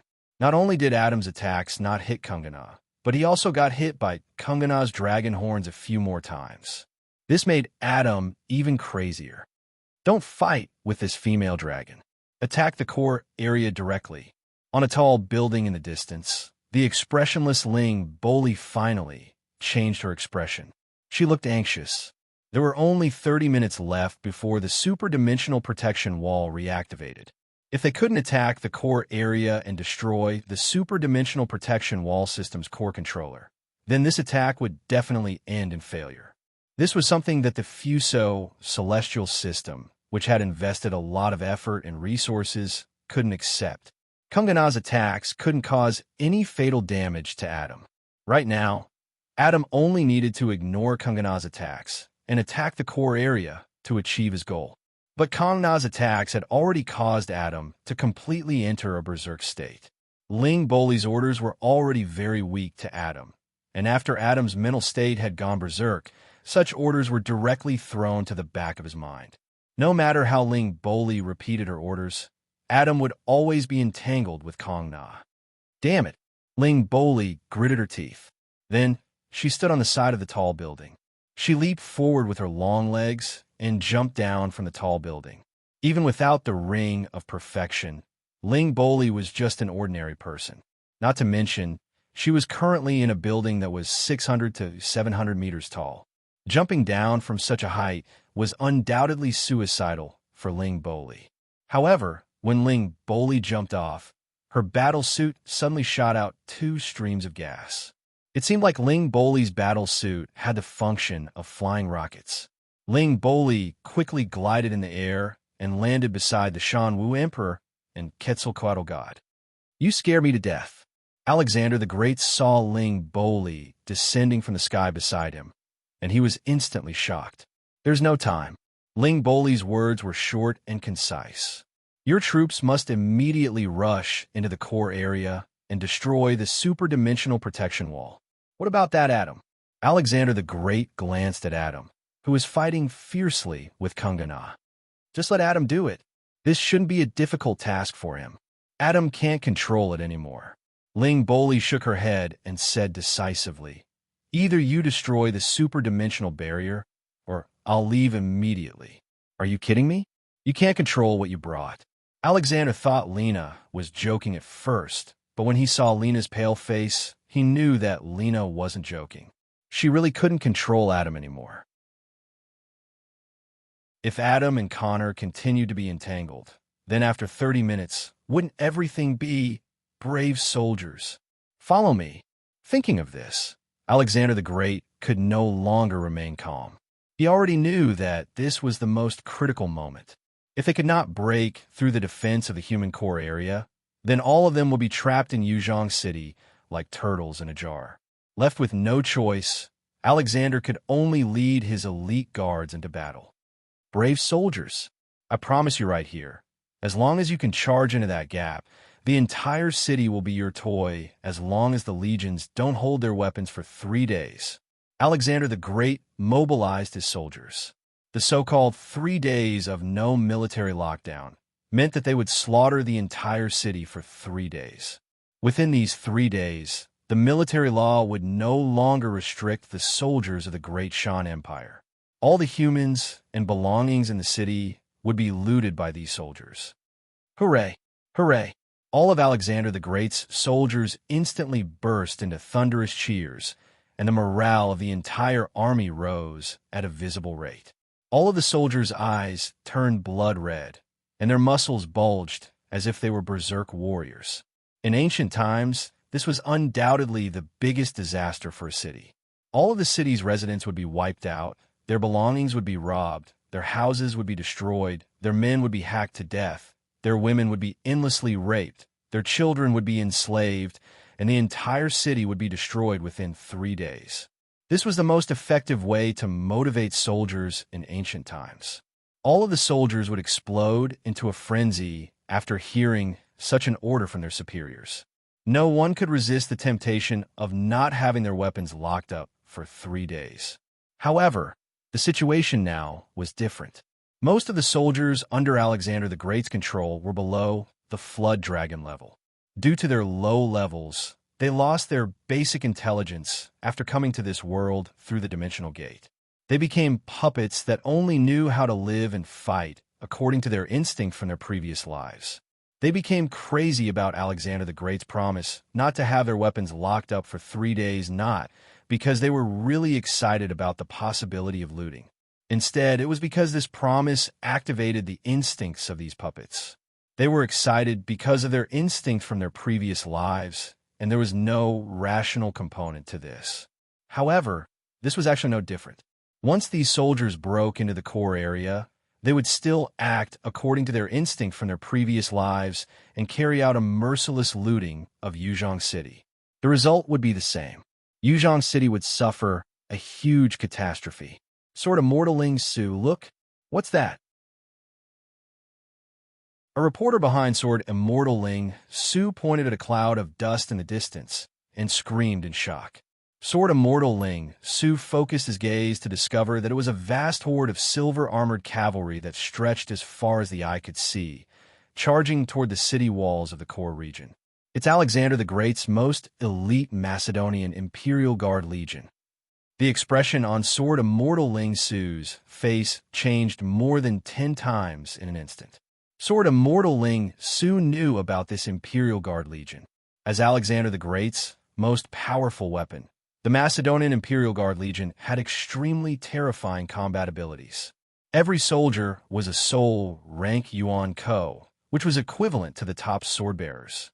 And when these sword-bearers were organized into a legion that obeyed orders and formed a huge whole, this kind of power became even more terrifying.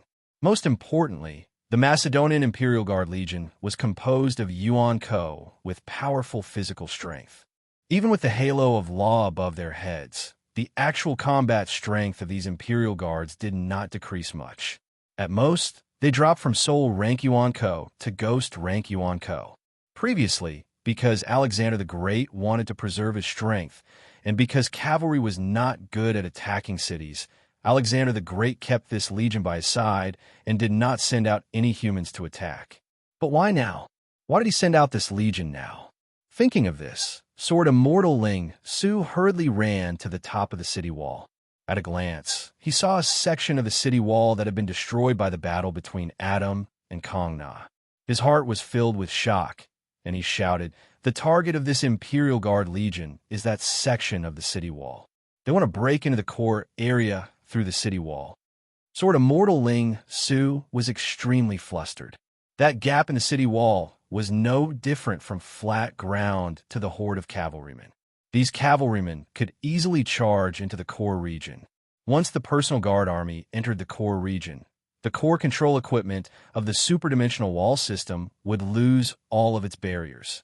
Not taking into account anything else, they just had to kill all of the technicians who were repairing the core control equipment, and the superdimensional wall system would no longer be able to be repaired. What should I do? What should I do? Sword Immortal Ling Su was so flustered that he didn't even have the ability to think. He didn't know how to deal with the situation at hand. The bubble of the entire Yuzhong City would burst under the iron hooves of the Macedonian Imperial Guard Legion. "Brothers, follow me. We must block this opening even if we die." At this critical juncture, a person's shout suddenly sounded from Sword Immortal Ling Su's personal terminal. Sword Immortal Ling Su remembered this voice. This was the voice of Zhao Chunfeng, the commander-in-chief of all the ordinary human soldiers. Because Zhao Chunfeng was the commander-in-chief of all the ordinary humans, Sword Immortal Ling Su temporarily granted Zhao Chunfeng the right to use the public channel to give orders to everyone at the request of Gu Xianyuan. Thus, this voice could also automatically reach Sword Immortal Ling Su's ears. What is this guy trying to do? Sword Immortal Ling Su hurriedly looked in Zhao Chunfeng's direction, and then he was completely stunned. Sword Immortal Ling Su saw countless soldiers armed with guns jump down from the surrounding city walls under Zhao Chunfeng's lead. They surged over from both sides of the city wall, and a surging crowd quickly filled the entire opening. These ordinary humans were actually using their own flesh and blood to temporarily block the opening in the city wall. "Brothers," Zhao Chunfeng continued to mobilize everyone through the public channel on his personal terminal. "Behind us is our final line of defense. Once the superdimensional wall protection system is destroyed, our Yuzhong City will be finished. Our family, friends, lovers, and children in Yuzhong City will all be finished as well. In the end, they will all become Yuan Ko's food, or rather, become Yuan Ko's tools to vent his bestial desires. Is this the ending that we wish to see? Now that the battle has reached its final juncture, I hope that everyone who still has the guts to join me and use their own flesh and blood to block this opening and fight to the death against these Yuan Kos. I can tell everyone very clearly that as long as you come here, you will die without a doubt. You are fated to die here and use your own blood to spill over the entire battlefield. But Zhao Chunfeng's voice suddenly rose by a few hundred decibels, as if he was shouting from the depths of his soul. Behind us is our most precious treasure. Comrades, today is the day to die a heroic death.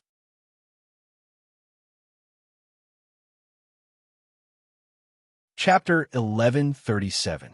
This was the most shocking day in Sword Immortal Ling Su's life, and it was also the most tragic battle he had ever seen. Under Zhao Chunfeng's encouragement, hundreds of thousands of ordinary humans jumped into this gap with the conviction that they would die, and they used their bodies to form a city wall. Everyone hold on. When this human wall was just formed, the war horses of the Macedonian Imperial Guard Legion had already galloped to the front of the city wall. The humans didn't even have time to open fire before they collided with these cavalrymen. Alexander the Great, who was charging at the front, looked at this human wall with a disdainful expression. This human wall wasn't very tall. It was only about 3 to 4 meters tall, and it was formed by 2 to 3 people stacked on top of each other. If this kind of city wall was built with stones, then Alexander the Great might find it very troublesome, and he would have to dismount to think of a way to get over it. However, this city wall was indeed built with human flesh, and this made Alexander the Great feel extremely disdainful. In Alexander the Great's eyes, as long as his war horses charged forward with great inertia, this human wall would be crushed into a pile of minced meat in an instant. Charge! Charge! Alexander the Great shouted loudly, and he was the first to charge at the human wall. Alexander the Great could clearly see that the person in front of him was a young man in his 20s or 30s. This young man looked at Alexander the Great with great fear in his eyes, and his body kept trembling as if he was going to turn around and run in the next second. Poor little guy. Although Alexander the Great said that, he actually didn't feel any pity. What he loved the most was the thrill of trampling on the corpses of his enemies with his horse's hooves. At first, it was just as Alexander the Great expected. Under the impact of his horse's hooves, this young man in his 20s or 30s was immediately kicked in the head. His entire face was caved in by the horse's hooves, and all sorts of red and white things that looked like tofu gushed out of his broken head. This pitiful but heroic warrior died under the hooves of Alexander the Great. The death of this soldier was a signal, and the cavalrymen who were following behind King Alexander did the same thing. They rammed into the wall of human flesh, trying to crush this overconfident wall of human flesh into meat paste. There were also many people who sacrificed their precious lives like this warrior who had his head crushed by Alexander's warhorse. In fact, those who died first were considered lucky. Those who didn't die first could only watch as their intestines, hearts, and other internal organs flowed out of their stomachs. They suffered the most painful torture in their lives before dying on the battlefield. However, that was the end of Alexander the Great's plan. The wall of human flesh didn't instantly collapse under the impact of the horse hooves.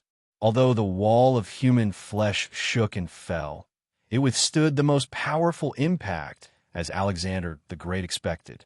The wall of human flesh didn't show any signs of collapsing. Once the wall of human flesh stopped the first wave of impact, the situation instantly turned around and became extremely disadvantageous for Alexander the Great's elite legion. The cavalrymen in the front were stopped, but the second and third waves of cavalrymen couldn't stop immediately. The inertia of the war horses forced them to continue charging forward. Therefore, the second and third waves of cavalrymen often rammed into the first wave of cavalrymen. The first wave of cavalrymen and war horses tragically followed in the footsteps of the humans who died before them. They were trampled into meat paste by the second and third waves of cavalrymen. If Alexander the Great didn't order the fourth and fifth waves of cavalrymen to turn around and go around a big bend, the second and third waves of cavalrymen would also be trampled to death by the fourth and fifth waves of cavalrymen. What is going on?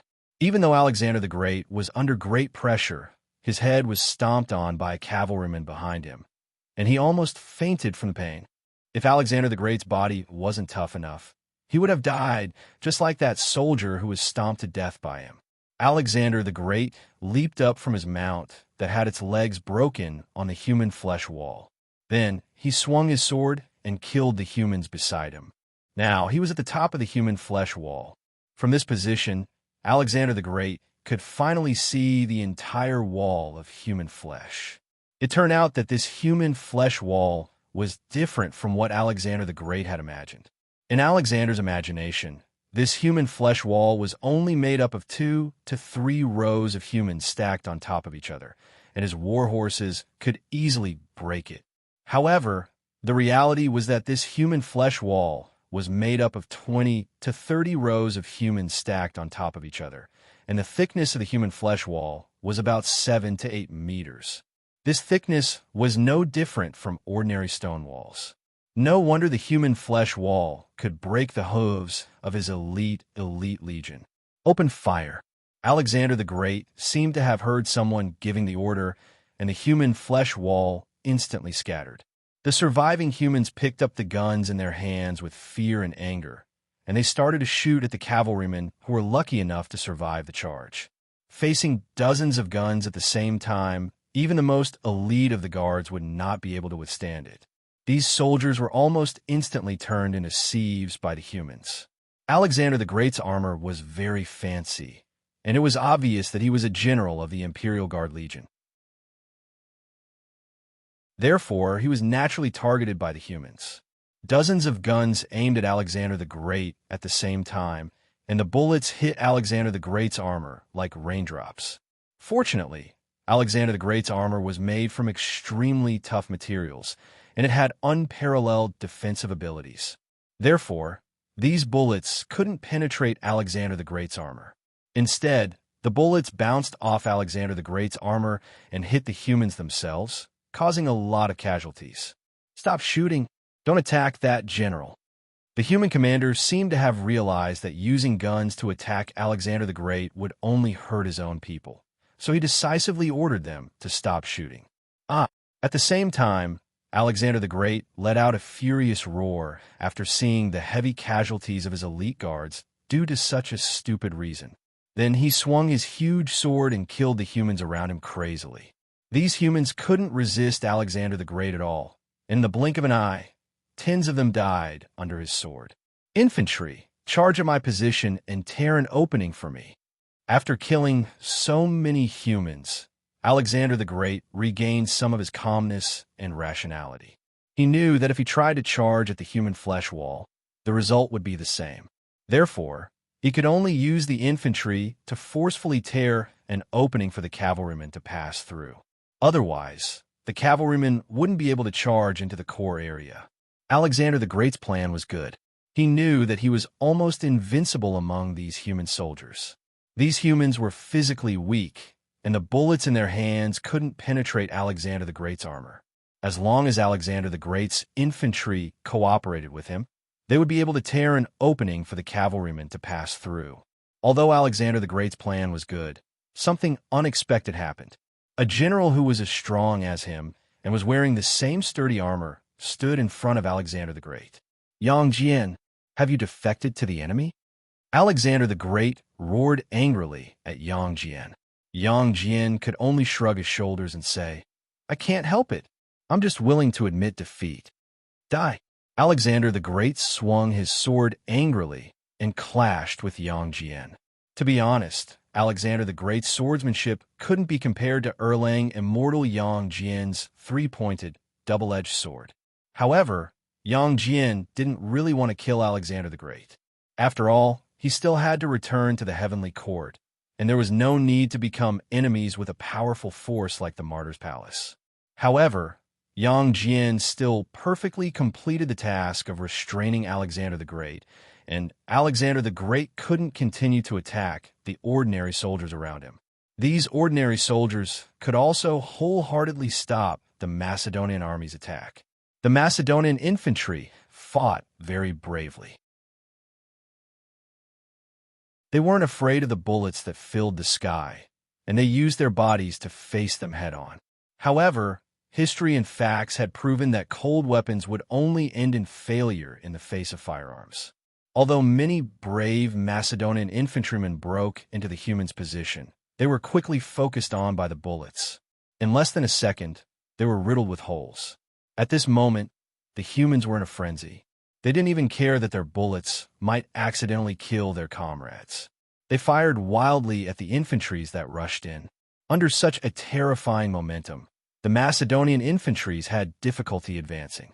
They couldn't cooperate with Alexander the Great to tear a hole in the humans' line of defense as Alexander the Great had hoped. 20 minutes left. Yang Jian blocked Alexander the Great's sword with his sword. 19 minutes left. Alexander the Great was anxious. He knew very well what Yang Jian meant. It meant that in 19 minutes, the human superdimensional defense system would be reactivated, and in 19 minutes, his Macedonian army would be trapped by the sword-bearers who had recovered all their sword essences. Now, Alexander the Great had to make a decision.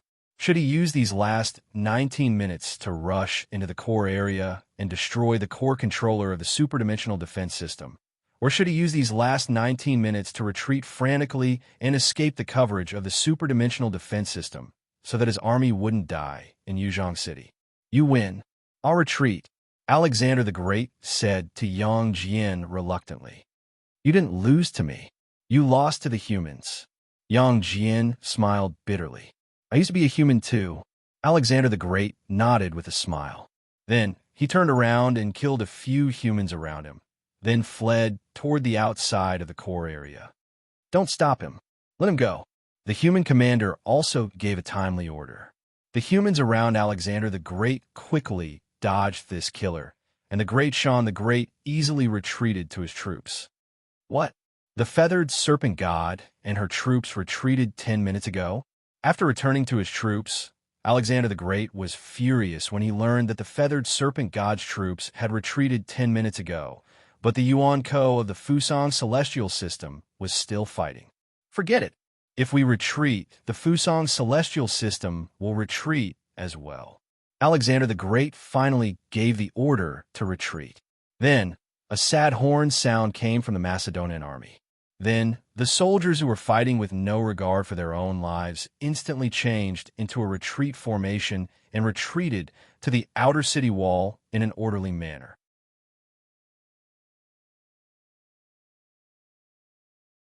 Chapter 1138.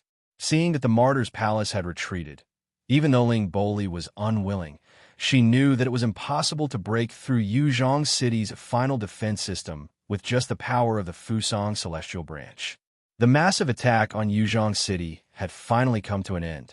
Left with no choice, Ling Boli could only order her Yuan Ko subordinates to retreat from Yuzhong City before the super-dimensional wall protection system reactivated. These ordinary Yuan Ko that obeyed her orders were easy to deal with, but Adam, who was still fighting Kong Na, was a different story. Ling Boli couldn't order Adam to attack the core area before, so she couldn't order Adam to retreat from Yuzhong City now either. Once the Yuzhong people's superdimensional wall protection system reactivated, Adam would be completely lost in Yuzhong City. Ling Boli definitely couldn't bear the loss of Adam's death. All of Ling Boli's combat power was on Adam. Losing Adam meant losing the new era Evangelion Machine Zero. Then she, Ling Boli, would fall from U-level Yuan Ko to a Tiger-level Yuan Ko. Her position in the Fusang Celestial Branch would become extremely awkward. This was a situation that Ling Boli absolutely couldn't accept. Thus, she had to do everything she could to pull Adam out of Yuzhong City. Adam, retreat immediately. Retreat immediately. Ling Boli once again repeated her orders over 10 times, but Adam, who was already tangling with Kong Na, completely ignored her orders. Ling Boli's final experiment had also been declared a failure, so the only thing she could do now was to take a risk. Thinking of this, Ling Boli sighed slightly. She looked around and found a pure white underwear in the ruins of a building. Then, she waved the underwear high in her hand and walked toward the core area. Finally won. Sword Immortal Ling Su couldn't help but shed tears of excitement at the sight of all of the Yuan bandits retreating. This was really too difficult. Yuzhong City had paid a bloody price to finally obtain this victory. My lord, a Yuan Ko is approaching us. Sword Immortal Ling Su's tears had barely fallen when he heard his subordinate's report. Why are you asking me? Can't we just kill him? Sword Immortal Ling Su said without hesitation.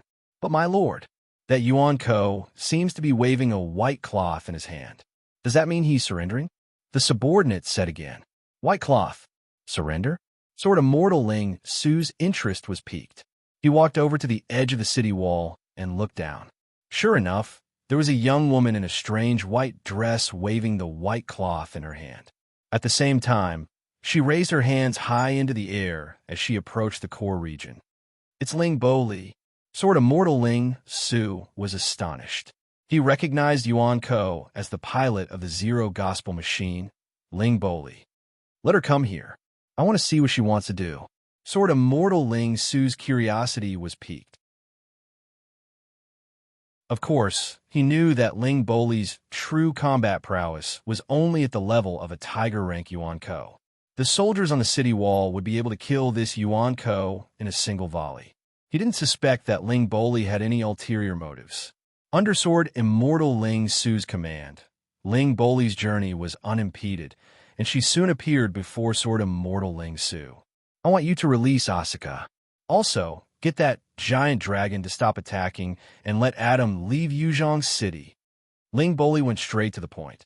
As soon as she saw Sword Immortal Ling Su, she immediately stated her objective. Miss Ling Boli is quite straightforward. Sword Immortal Ling Su nodded.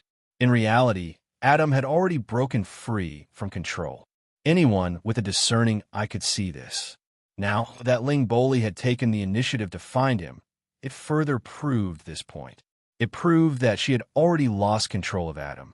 Then, to Ling Boli at this time, the only way to take Adam away was to get the humans to voluntarily retreat. Only by getting Kong Na to voluntarily withdraw from her battle with Adam would Adam gradually regain his rationality and be under Ling Boli's control again. Only then would she be able to successfully bring Adam out. Of course, there was also the captive Asuka. Although Ling Boli didn't have a good relationship with her, she still had to exchange Asuka. What trump card do you have? Sword Immortal Ling Su clearly knew that if Ling Boli didn't have something to rely on, she definitely wouldn't dare to come to him and ask him to release Adam. Otherwise, Sword Immortal Ling Su would kill Ling Boli right away. Since Ling Boli was straightforward, Sword Immortal Ling Su couldn't be bothered to converse with Ling Boli. He directly asked about Ling Boli's trump card. Can any of you withstand the self-destruction of a flood-level Yuan Ko? Ling Boli coldly swept her gaze across everyone's eyes. With a single thought from me, Adam will immediately self-destruct.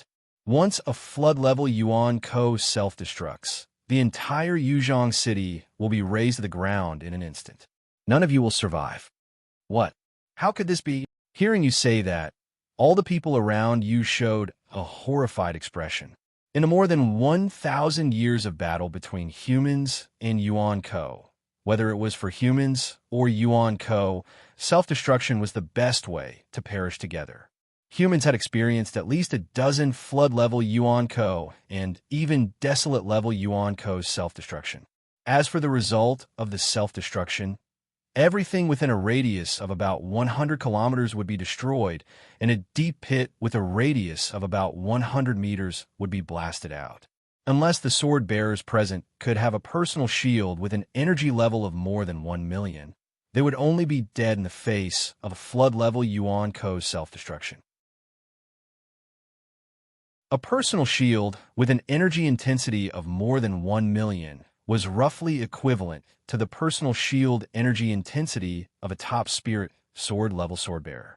In other words, any sword bearer below the top spirit sword level would directly die under the self-detonation of a flood level Yuan bandit.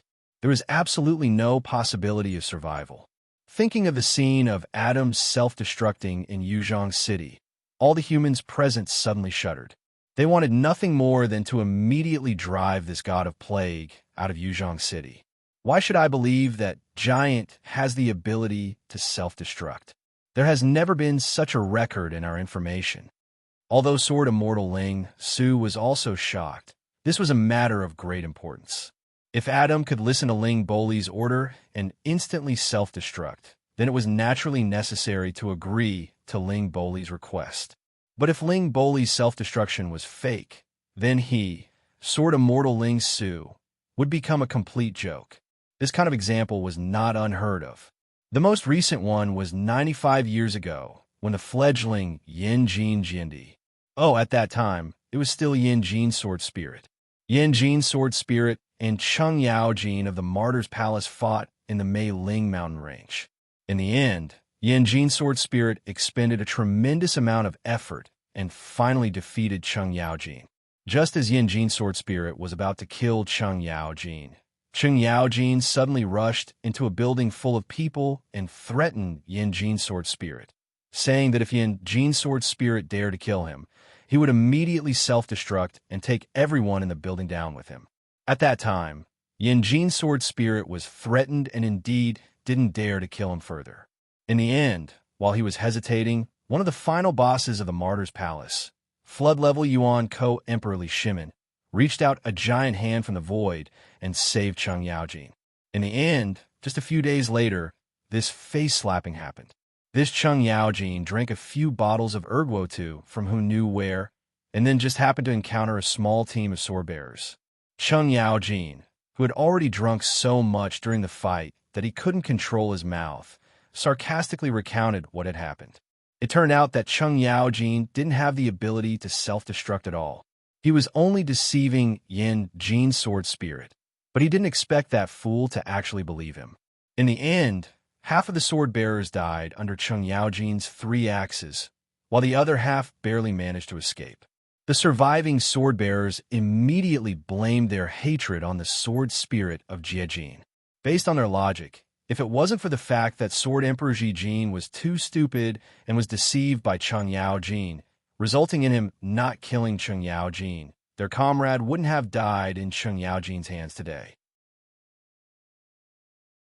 As a result, these sword-bearers spread the news, and in the end, everyone knew about it, causing the young Yin Jin Sword Spirit to lose a lot of face. It was said that he couldn't raise his head for a year or two. But this wasn't entirely a bad thing. After this incident, Yin Jin Sword Spirit's personality became very calm, which laid the foundation for him to ascend to the throne in the future. After Sword Emperor Ji Jin ascended to the throne, it was reasonable to say that everyone should avoid this matter. However, Gu Jin Jindi took the initiative to tell others about this, hoping that they would take this as a warning and not be fooled by a few words from Yuan Ko. Otherwise, it would leave behind a scourge that would cause future sword-bearers to suffer. It was precisely because of Gu Jin Jindi's attitude that this matter was widely spread, and in the end, everyone knew about it. It became a fable called Cheng Yaojin's self-destruct, and all humans took this as a warning. Now, Sword Immortal Ling Su had to confirm that Ling Boli was telling the truth, that this Adam really could self-destruct under her control. Otherwise, he would become the next Gu Jin Jindi. All your information was recorded later on. Adam has never self-destructed, so of course you don't know that Adam has the ability to self-destruct, Ling Boli said coldly. Although what she said was a little annoying, it was the truth. Apart from the huge number of Yuan Ko, the abilities of the unique Yuan Ko had never been fully recorded. Moreover, most of the abilities of the Yuan Ko who had the ability to self-destruct were only recorded after they self-destructed. Before that, it was indeed very rare for humans to know that they had the ability to self-destruct in advance. Who can prove that Adam can self-destruct? Sword Immortal Ling Su asked after a moment of hesitation. He knew that his question was very stupid. He had all the recorded information of the human race in his hands. There might be someone who could prove Adam's ability to self-destruct, but it could only be those Yuan Ko who were very familiar with Adam. But asking a human to ask Yuan Ko for proof. Not to mention the fact that the probability of these Yuan-ko lying was as high as 99%. Where would he, sort of mortal Ling Su, find those Yuan-ko who could prove Adam's ability? Could he, sort of mortal Ling Su, give these Yuan-ko a call, send them a message, or personally go to their homes to prove it? Yes. What sort of mortal Ling Su didn't expect was that Ling Boli would answer this question with such certainty and calmness. Then, she told sort of mortal Ling Su that Gu Chung Meili of the Free City and the mayor of the Free City could prove it.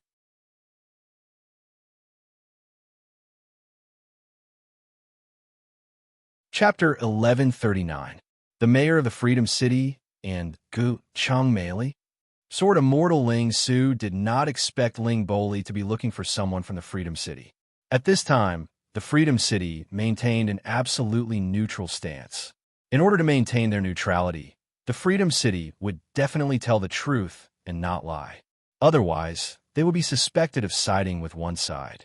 However, in order to maintain an absolutely neutral stance, the Freedom City had very few channels of communication with humans. The only way to communicate with humans was through the Sword Committee headquarters. However, if they really waited for the Sword Committee headquarters to contact the Freedom City, it would probably take a lot of time. All right, I happen to have someone from the Freedom City here. Sort of mortal Ling Su suddenly remembered that the Freedom City's Misaka Mikoto was in Yuzhong City. There was no more suitable candidate than her. So sort of mortal Ling Su quickly invited Misaka Mikoto over. Miss Ling Boli, long time no see. Unexpectedly, Misaka Mikoto seemed to be very familiar with Ling Boli. She greeted her the moment they met. However, the tone of her voice was a little strange, as if there was something very interesting hidden in it. Miss Misaka, hello. Ling Boli nodded cautiously. After that, Misaka Mikoto and Ling Boli did not interact much. Sort of mortal Ling Su told Misaka Mikoto everything about Ling Boli. After listening to sort of mortal Ling Su's account, Misaka Mikoto said with certainty, "There's no need to ask the mayor or Miss Mikoto. I know about this. Adam does have the ability to self-destruct." Miss Mikoto, are you sure about this? Sort of mortal Ling Su confirmed again with a serious expression. I'm sure. Misaka Mikoto nodded again, a reminiscing expression on her face. If it wasn't for Jojo Doma's quick reflexes and covering Adam's body with his right hand, I'm afraid you wouldn't be able to see me today, sort of mortal Ling Su. Jojo Doma? You mean the freelancer known as the Fantasy Killer? Sort of mortal Ling Su recalled Jojo Doma's information. He was a universe rank Yuan-ko from the Freedom City. However, his ability was very special. His right hand could erase all supernatural abilities, just like the Ring of Reason in the sky. However, it was different from the Ring of Reason. The Ring of Reason covered an area. As long as it covered an area, all supernatural abilities would disappear. However, he could only do this if he used his right hand to touch the target. From the looks of it, Jojo Doma wasn't qualified to be a universe-level Yuan-ko. However, since he was judged to be a universe-level Yuan-ko by humans, his ability had to be special. Jojo Doma's ability ignored his opponent's level. The Ring of Reason's ability would be greatly weakened against a Hundam level or Emperor Sword level sword wielder, and it would be useless against a Desolate level or Peak level sword wielder. However, Jojo Doma's ability was different. Even against the most powerful Desolate level Yuan-ko or Emperor Sword wielder, Jojo Doma could erase their opponent's ability. After countless tests, there was no need to doubt it. As for Fantasy Killer Jojo Doma, Super Electromagnetic Gun Misaka Mikoto, Thermostatic Death God Hatsuharu, and other people from the same world, they were all extremely good friends. From Misaka Mikoto's words, it could be deduced that Adam had once fought with Jojo Doma and the others. At the last moment, Adam was forced to self-destruct. In the end, it was Jojo Doma who erased Adam's self-destruct ability in time. That was why Misaka Mikoto and the others didn't die from Adam's self-destruction. Then, as long as this woman wills it, Adam will self-destruct. Sort of mortal Ling Su asked unwillingly. Yes. Misaka Mikoto nodded again. The current situation is pretty much what happened then. At that time, Adam also lost control. We also captured Ling Boli, and Ling Boli also ordered Adam to self-destruct while he was out of control. Sort of Mortal Ling Su. I'm an outsider, so I shouldn't say too much. However, this is a place where I've fought before, so I hope that Master Sort of Mortal Ling Su will believe what I say. I will never lie to you. This Sword Immortal Ling Su was already 80% convinced of Ling Boli's words. However, when he thought about the huge losses Yuzhong City had suffered in the previous battle, and when he thought about Ling Boli's cold and disdainful expression, Sword Immortal Ling Su's anger flared up again. Sword Immortal Ling Su was extremely unwilling to compromise and agree just like that. I must seek Miss Xuanyuan's opinion on this matter. After thinking for a long time, Sword Immortal Ling Su finally decided to throw this difficult problem to Gu Xianyuan. However, Gu Xianyuan did not have her personal gadget with her, and she was currently in Kong Na's mouth, commanding Kong Na to fight. It was impossible for her to send someone to pass the message. Helpless, Sword Immortal Ling Su could only order someone to find a huge, high-pitched cannon and aim it at Kong Na's position. Using a volume of over 1,000 decibels, he transmitted the message to Gu Xianyuan in Kong Na's mouth. Is Sword Immortal Ling Su getting more and more muddle-headed as he gets older? He's actually using this kind of method to transmit information. Gu Xianyuan, who was in the dragon's mouth, immediately frowned and complained after hearing the entire message through the high-pitched cannon. That's right, through this method, Gu Xianyuan did indeed find out about this important matter. However, this also meant that this matter was also known by all the other humans. The humans who were still immersed in the joy of victory immediately fell into a state of fear. They looked at the giant in front of them in horror, as if this giant would explode in the next second. No, this old man Ling Su is not stupid. He's trying to completely throw away all responsibility. Gu Xianyuan thought for a moment, and realized that this was most likely not a momentary mistake on Sword Immortal Ling Su's part, but a way for Sword Immortal Ling Su to shift the blame.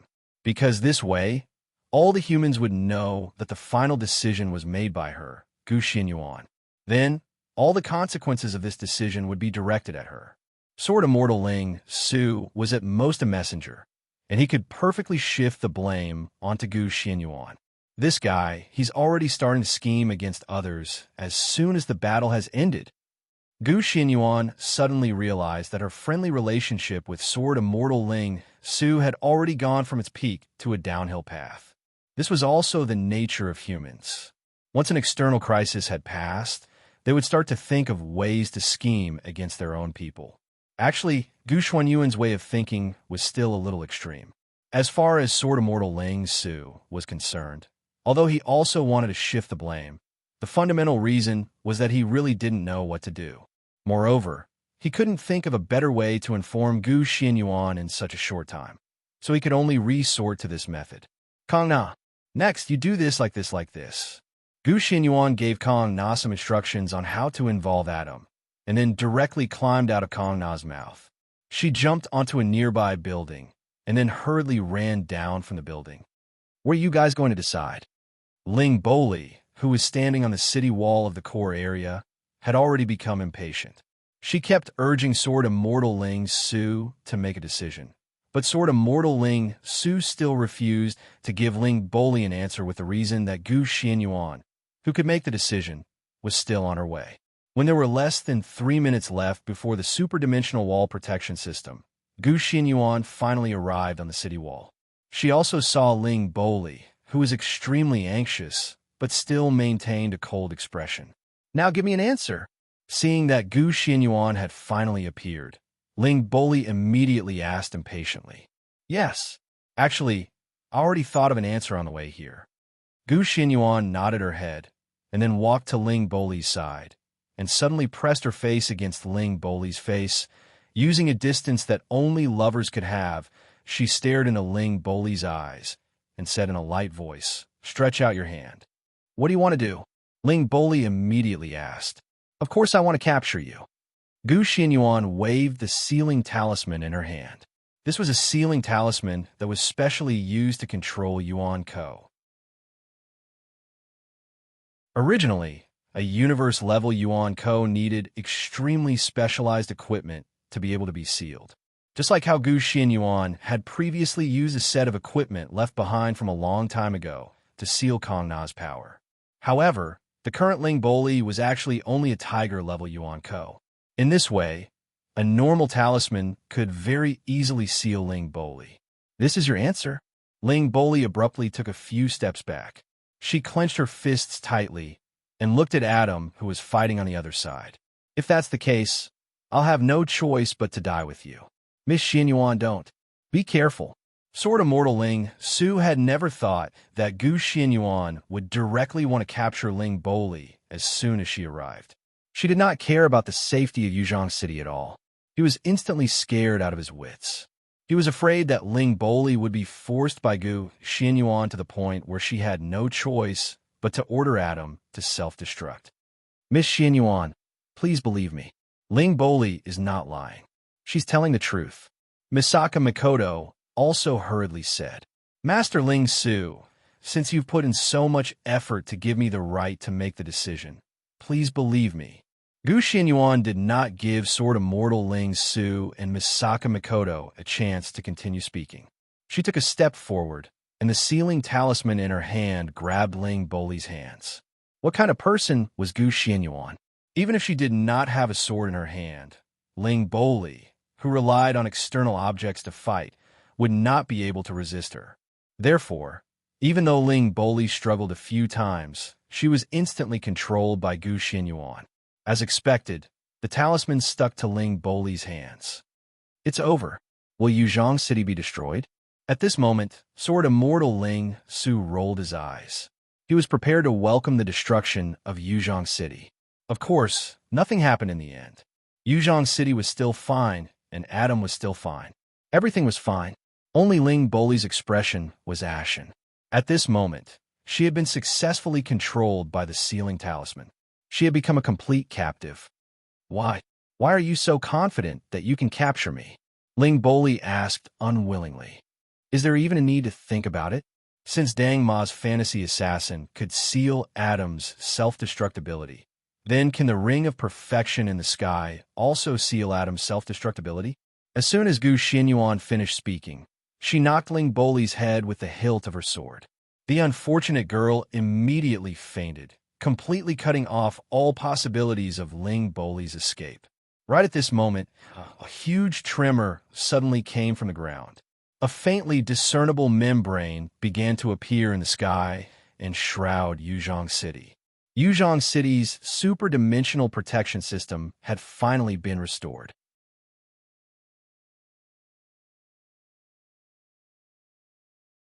Chapter 1140. It's over. Sword Immortal Ling Su heaved a long sigh of relief as he looked at the super-dimensional wall that had reappeared in the sky and sensed the abundant sword essence that had reappeared in his body. Don't be too happy. Didn't you leave a tail behind? Gu Xianyuan said lightly as she looked at Adam, who was still entangled with Kong Na. My God, how could I forget about this trouble? Sword Immortal Ling Su held his chin weakly. Even though the super-dimensional wall had been restored and the sword essence in their bodies had returned to normal under the protection of the super-dimensional wall system, Adam was still Adam, still a flood-level Yuan Ko. Among the sword-bearers present, the highest rank was only Sword Immortal Ling Su. To destroy a flood-level Yuan Ko like Adam, it was still not enough.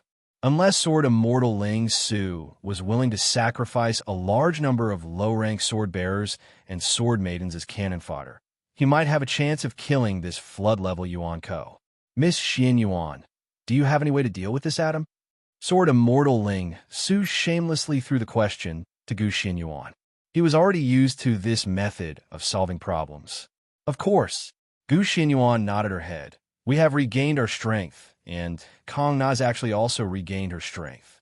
As long as Kong Na explodes out with all of her lightning powers, coupled with your cooperation from his side, dealing with this Adam would naturally not be a problem.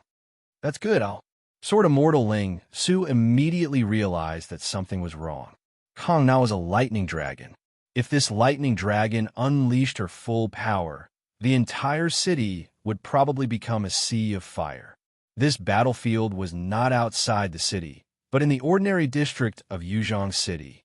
If the entire ordinary district was burned to ruins, it would be very difficult to rebuild the entire ordinary district to its original state even after 50 years. No, absolutely not. If the ordinary district is destroyed, then more than half of the 40 million people underground will be homeless. This is too terrifying. Sword Immortal Ling Su shook his head and rejected Gu Xuanyuan's suggestion. In fact, Gu Xuanyuan's suggestion was just a joke. Of course, she could see the drawbacks of this suggestion. He also did not want the city that he had lived in for 18 years to be completely destroyed because of a war. After all, this ordinary district contained a lot of his memories that he would never be able to forget in this lifetime. Young Mistress Xianyuan, please think of another way. This idea really won't work. Sword Immortal Ling Su pleaded again. Sword Immortal Ling Su, there's something that I think you must be clear about. Gu Xuanyuan's tone suddenly changed, and she suddenly adopted an attitude that indicated that she didn't want to interfere anymore. You are the chairman of Yuzhong City's Sword Committee. You should be the one to solve these problems. I can't do too much for you. After all, when the battle is over, I will be preparing to escape. This Sword Immortal Ling Su felt a wave of awkwardness wash over him when he heard Gu Xianyuan say that she was going to flee for her life later.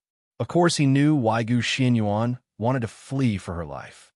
Young Mistress Xianyuan, you're a great hero of Yuzhong City, and also a great benefactor of Yuzhong City.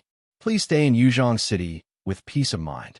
I, Sword Immortal Ling Su, will do my best to defend you. Even if I have to bet the entire Yuzhong City, I will definitely stop those bastards from the Sword Committee headquarters and ensure your safety and freedom. Sword Immortal Ling Su said solemnly. Thank you. Gu Xianyuan looked at Sword Immortal Ling Su in surprise. She didn't think that Sword Immortal Ling Su would be so responsible. Sword Immortal Ling Su's words meant that he would completely oppose the Sword Committee headquarters. When that happened, the pressure that Sword Immortal Ling Su would have to bear would probably be even higher than the heavens. There's no need to do this. Gu Xianyuan shook her head. In the future, Yuzhong City will undergo a large-scale reconstruction, and this will require the help of the Sword Committee headquarters. I can't delay the lives of others in Yuzhong City just because of me. I will handle this matter myself. Sword Immortal Ling Su, you can represent Yuzhong City and remain silent. Then how do you plan to handle this? Sword Immortal Ling Su paused. The people from the Sword Committee headquarters will definitely not let you off. It's not a big deal. Gu Xianyuan looked in the direction of Yinjing City with disdain. When I rule over the world, everything will melt away. Sword Immortal Ling Su was dazed for a moment. Only now did he realize the difference between him and Gu Xianyuan. She was someone who was determined to stand at the top of the world. How could she care about a mere wanted poster? Then I, Sword Immortal Ling Su, wish Miss Xianyuan good luck in ascending to the throne as soon as possible. Sword Immortal Ling Su bowed to Gu Xianyuan. All right, Master Ling Su, you should think about how to deal with this atom. Gu Xianyuan accepted Sword Immortal Ling Su's bow with a clear conscience. Then, she awkwardly changed the topic. I have to think of a way to lure him out of the normal area. Sword Immortal Ling Su wasn't an idiot. It was just that Gu Xianyuan had blocked all of his decisions previously, so Sword Immortal Ling Su was too lazy to use his brain. Now that Gu Xianyuan had washed her hands of this matter, Sword Immortal Ling Su's intelligence had returned. Sword Immortal Ling Su was right. As long as they left the normal area, they would be protected by the super-dimensional barrier system. Then, no matter how intense the battle was, it wouldn't be able to harm Yuzhong City in the slightest. This was indeed the best solution. But this is also a troublesome part. The super-dimensional barrier system has already been activated. The Yuan Ko outside can't come in, and the Yuan Ko inside can't come out either. Unless we close the dimensional barrier system again, Adam won't be able to leave even if he wants to. Sword Immortal Ling Su suggested to himself. However, he quickly rejected this idea. Sword Immortal Ling Su didn't want to experience the intense battles and extremely dangerous situations that had taken place again. Thus, the idea of opening the superdimensional barrier system to let Adam out was naturally abandoned by Sword Immortal Ling Su. That's right, there's also the quantum teleportation formation. Let me see if there are any large quantum teleportation arrays in the normal area that can connect with the quantum teleportation arrays outside Yuzhong City. Sword Immortal Ling Su immediately had a new idea. He immediately closed his eyes and flipped through his personal terminal. After a while, a helpless expression appeared on his face. This is troublesome. There were originally several quantum teleportation arrays outside the city. But in order to prevent Yuan Ko from attacking the city through the quantum teleportation arrays outside the city like he did 4 years ago, all of these quantum teleportation arrays have been removed. Now, only the quantum teleportation array at the transit station can still be used. Transit station? Gu Xianyuan, who had been listening to Sword Immortal Ling Su talk to himself, finally understood why Sword Immortal Ling Su would say that this was troublesome. If they used the quantum teleportation array to send Adam back to the transit station, then this transit station would definitely be completely destroyed by the following battle. When that time came, humans would have to expend a great deal of effort to find a new location to build a new transit station. The transit station wasn't an ordinary place. It was a permanent fortification that Yuzhong City had carefully chosen. It was needless to say how much manpower and material resources were needed to build such a transit station. More importantly, because the location was outside the city, there was bound to be a huge risk when building the transit station. And once the location of the transit station was exposed and discovered by Yuan Ko, then when Yuzhong City needed to activate the transit station, it was likely that Yuan Ko would have already completely surrounded the transit station. All in all, the manpower, material resources, and energy required would not be much easier than rebuilding a normal area. There must be another way. Sword Immortal Ling Su once again eliminated the idea of using the quantum teleportation array. But apart from shutting down the superdimensional barrier system and using 2 teleportation arrays, is there any other way to send this guy out? Sword Immortal Ling Su fell into deep thought. That's right, Miss Xianyuan Yu. Sword Immortal Ling Su suddenly remembered that after Gu Xianyuan subdued Kong Na this morning, she seemed to have taken Kong Na to the core area for a meal. And Gu Xianyuan didn't seem to have used any other methods from beginning to end. She directly passed through the dimensional barrier system of the core area and directly brought Kong Na in. Could it be that in Gu Xianyuan's hands, Sword Immortal Ling Su immediately raised his head to ask Gu Xianyuan, but found that Gu Xianyuan's figure had already disappeared from his side. Looking into the distance, he was surprised to find that Gu Xianyuan was in the air, flying back in Kong Na's direction. This Miss Gu Xianyuan, it seems like she already has a plan. She's been toying with me from beginning to end. Sword Immortal Ling Su shook his head with a wry smile. On the other side, Gu Xianyuan had already flown back to Kong Na's body. But this time, Gu Xianyuan didn't need to hide in Kong Na's mouth. Instead, she stood on Kong Na's head majestically like Ling Ling, staring fiercely at the Hong-grade Yuan Ko atom before her. What is Miss Xianyuan planning to do?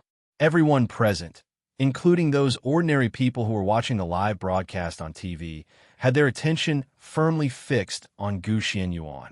They were secretly guessing what Gu Xianyuan planned to do next. Understand now. Miss Xianyuan must be planning to instruct Kong Na to lure this atom to the outer city wall of the normal area. Sword Immortal Ling Su guessed in his mind, and he was very sure of his guess. However, what happened next made everyone's jaws drop. Kong Na transform. Gu Xianyuan, who was standing on Kong Na's head, suddenly shouted. This scene looked just like those shameless Chinibu magical girls. Oh, Kong Na nodded adorably. Then the 2 dragon horns on her head instantly retracted back in her head. Kong Na's body was enveloped by a beam of magical light. After a dazzling burst of light, She transformed back into the cute little lowly Kong Nachan from before. But what was extremely incongruous was that Gu Xianyuan was riding on Kong Na's neck. You're tuning into the Warrior Lore YouTube channel. Don't forget to subscribe and join us on this journey to catch the most captivating stories.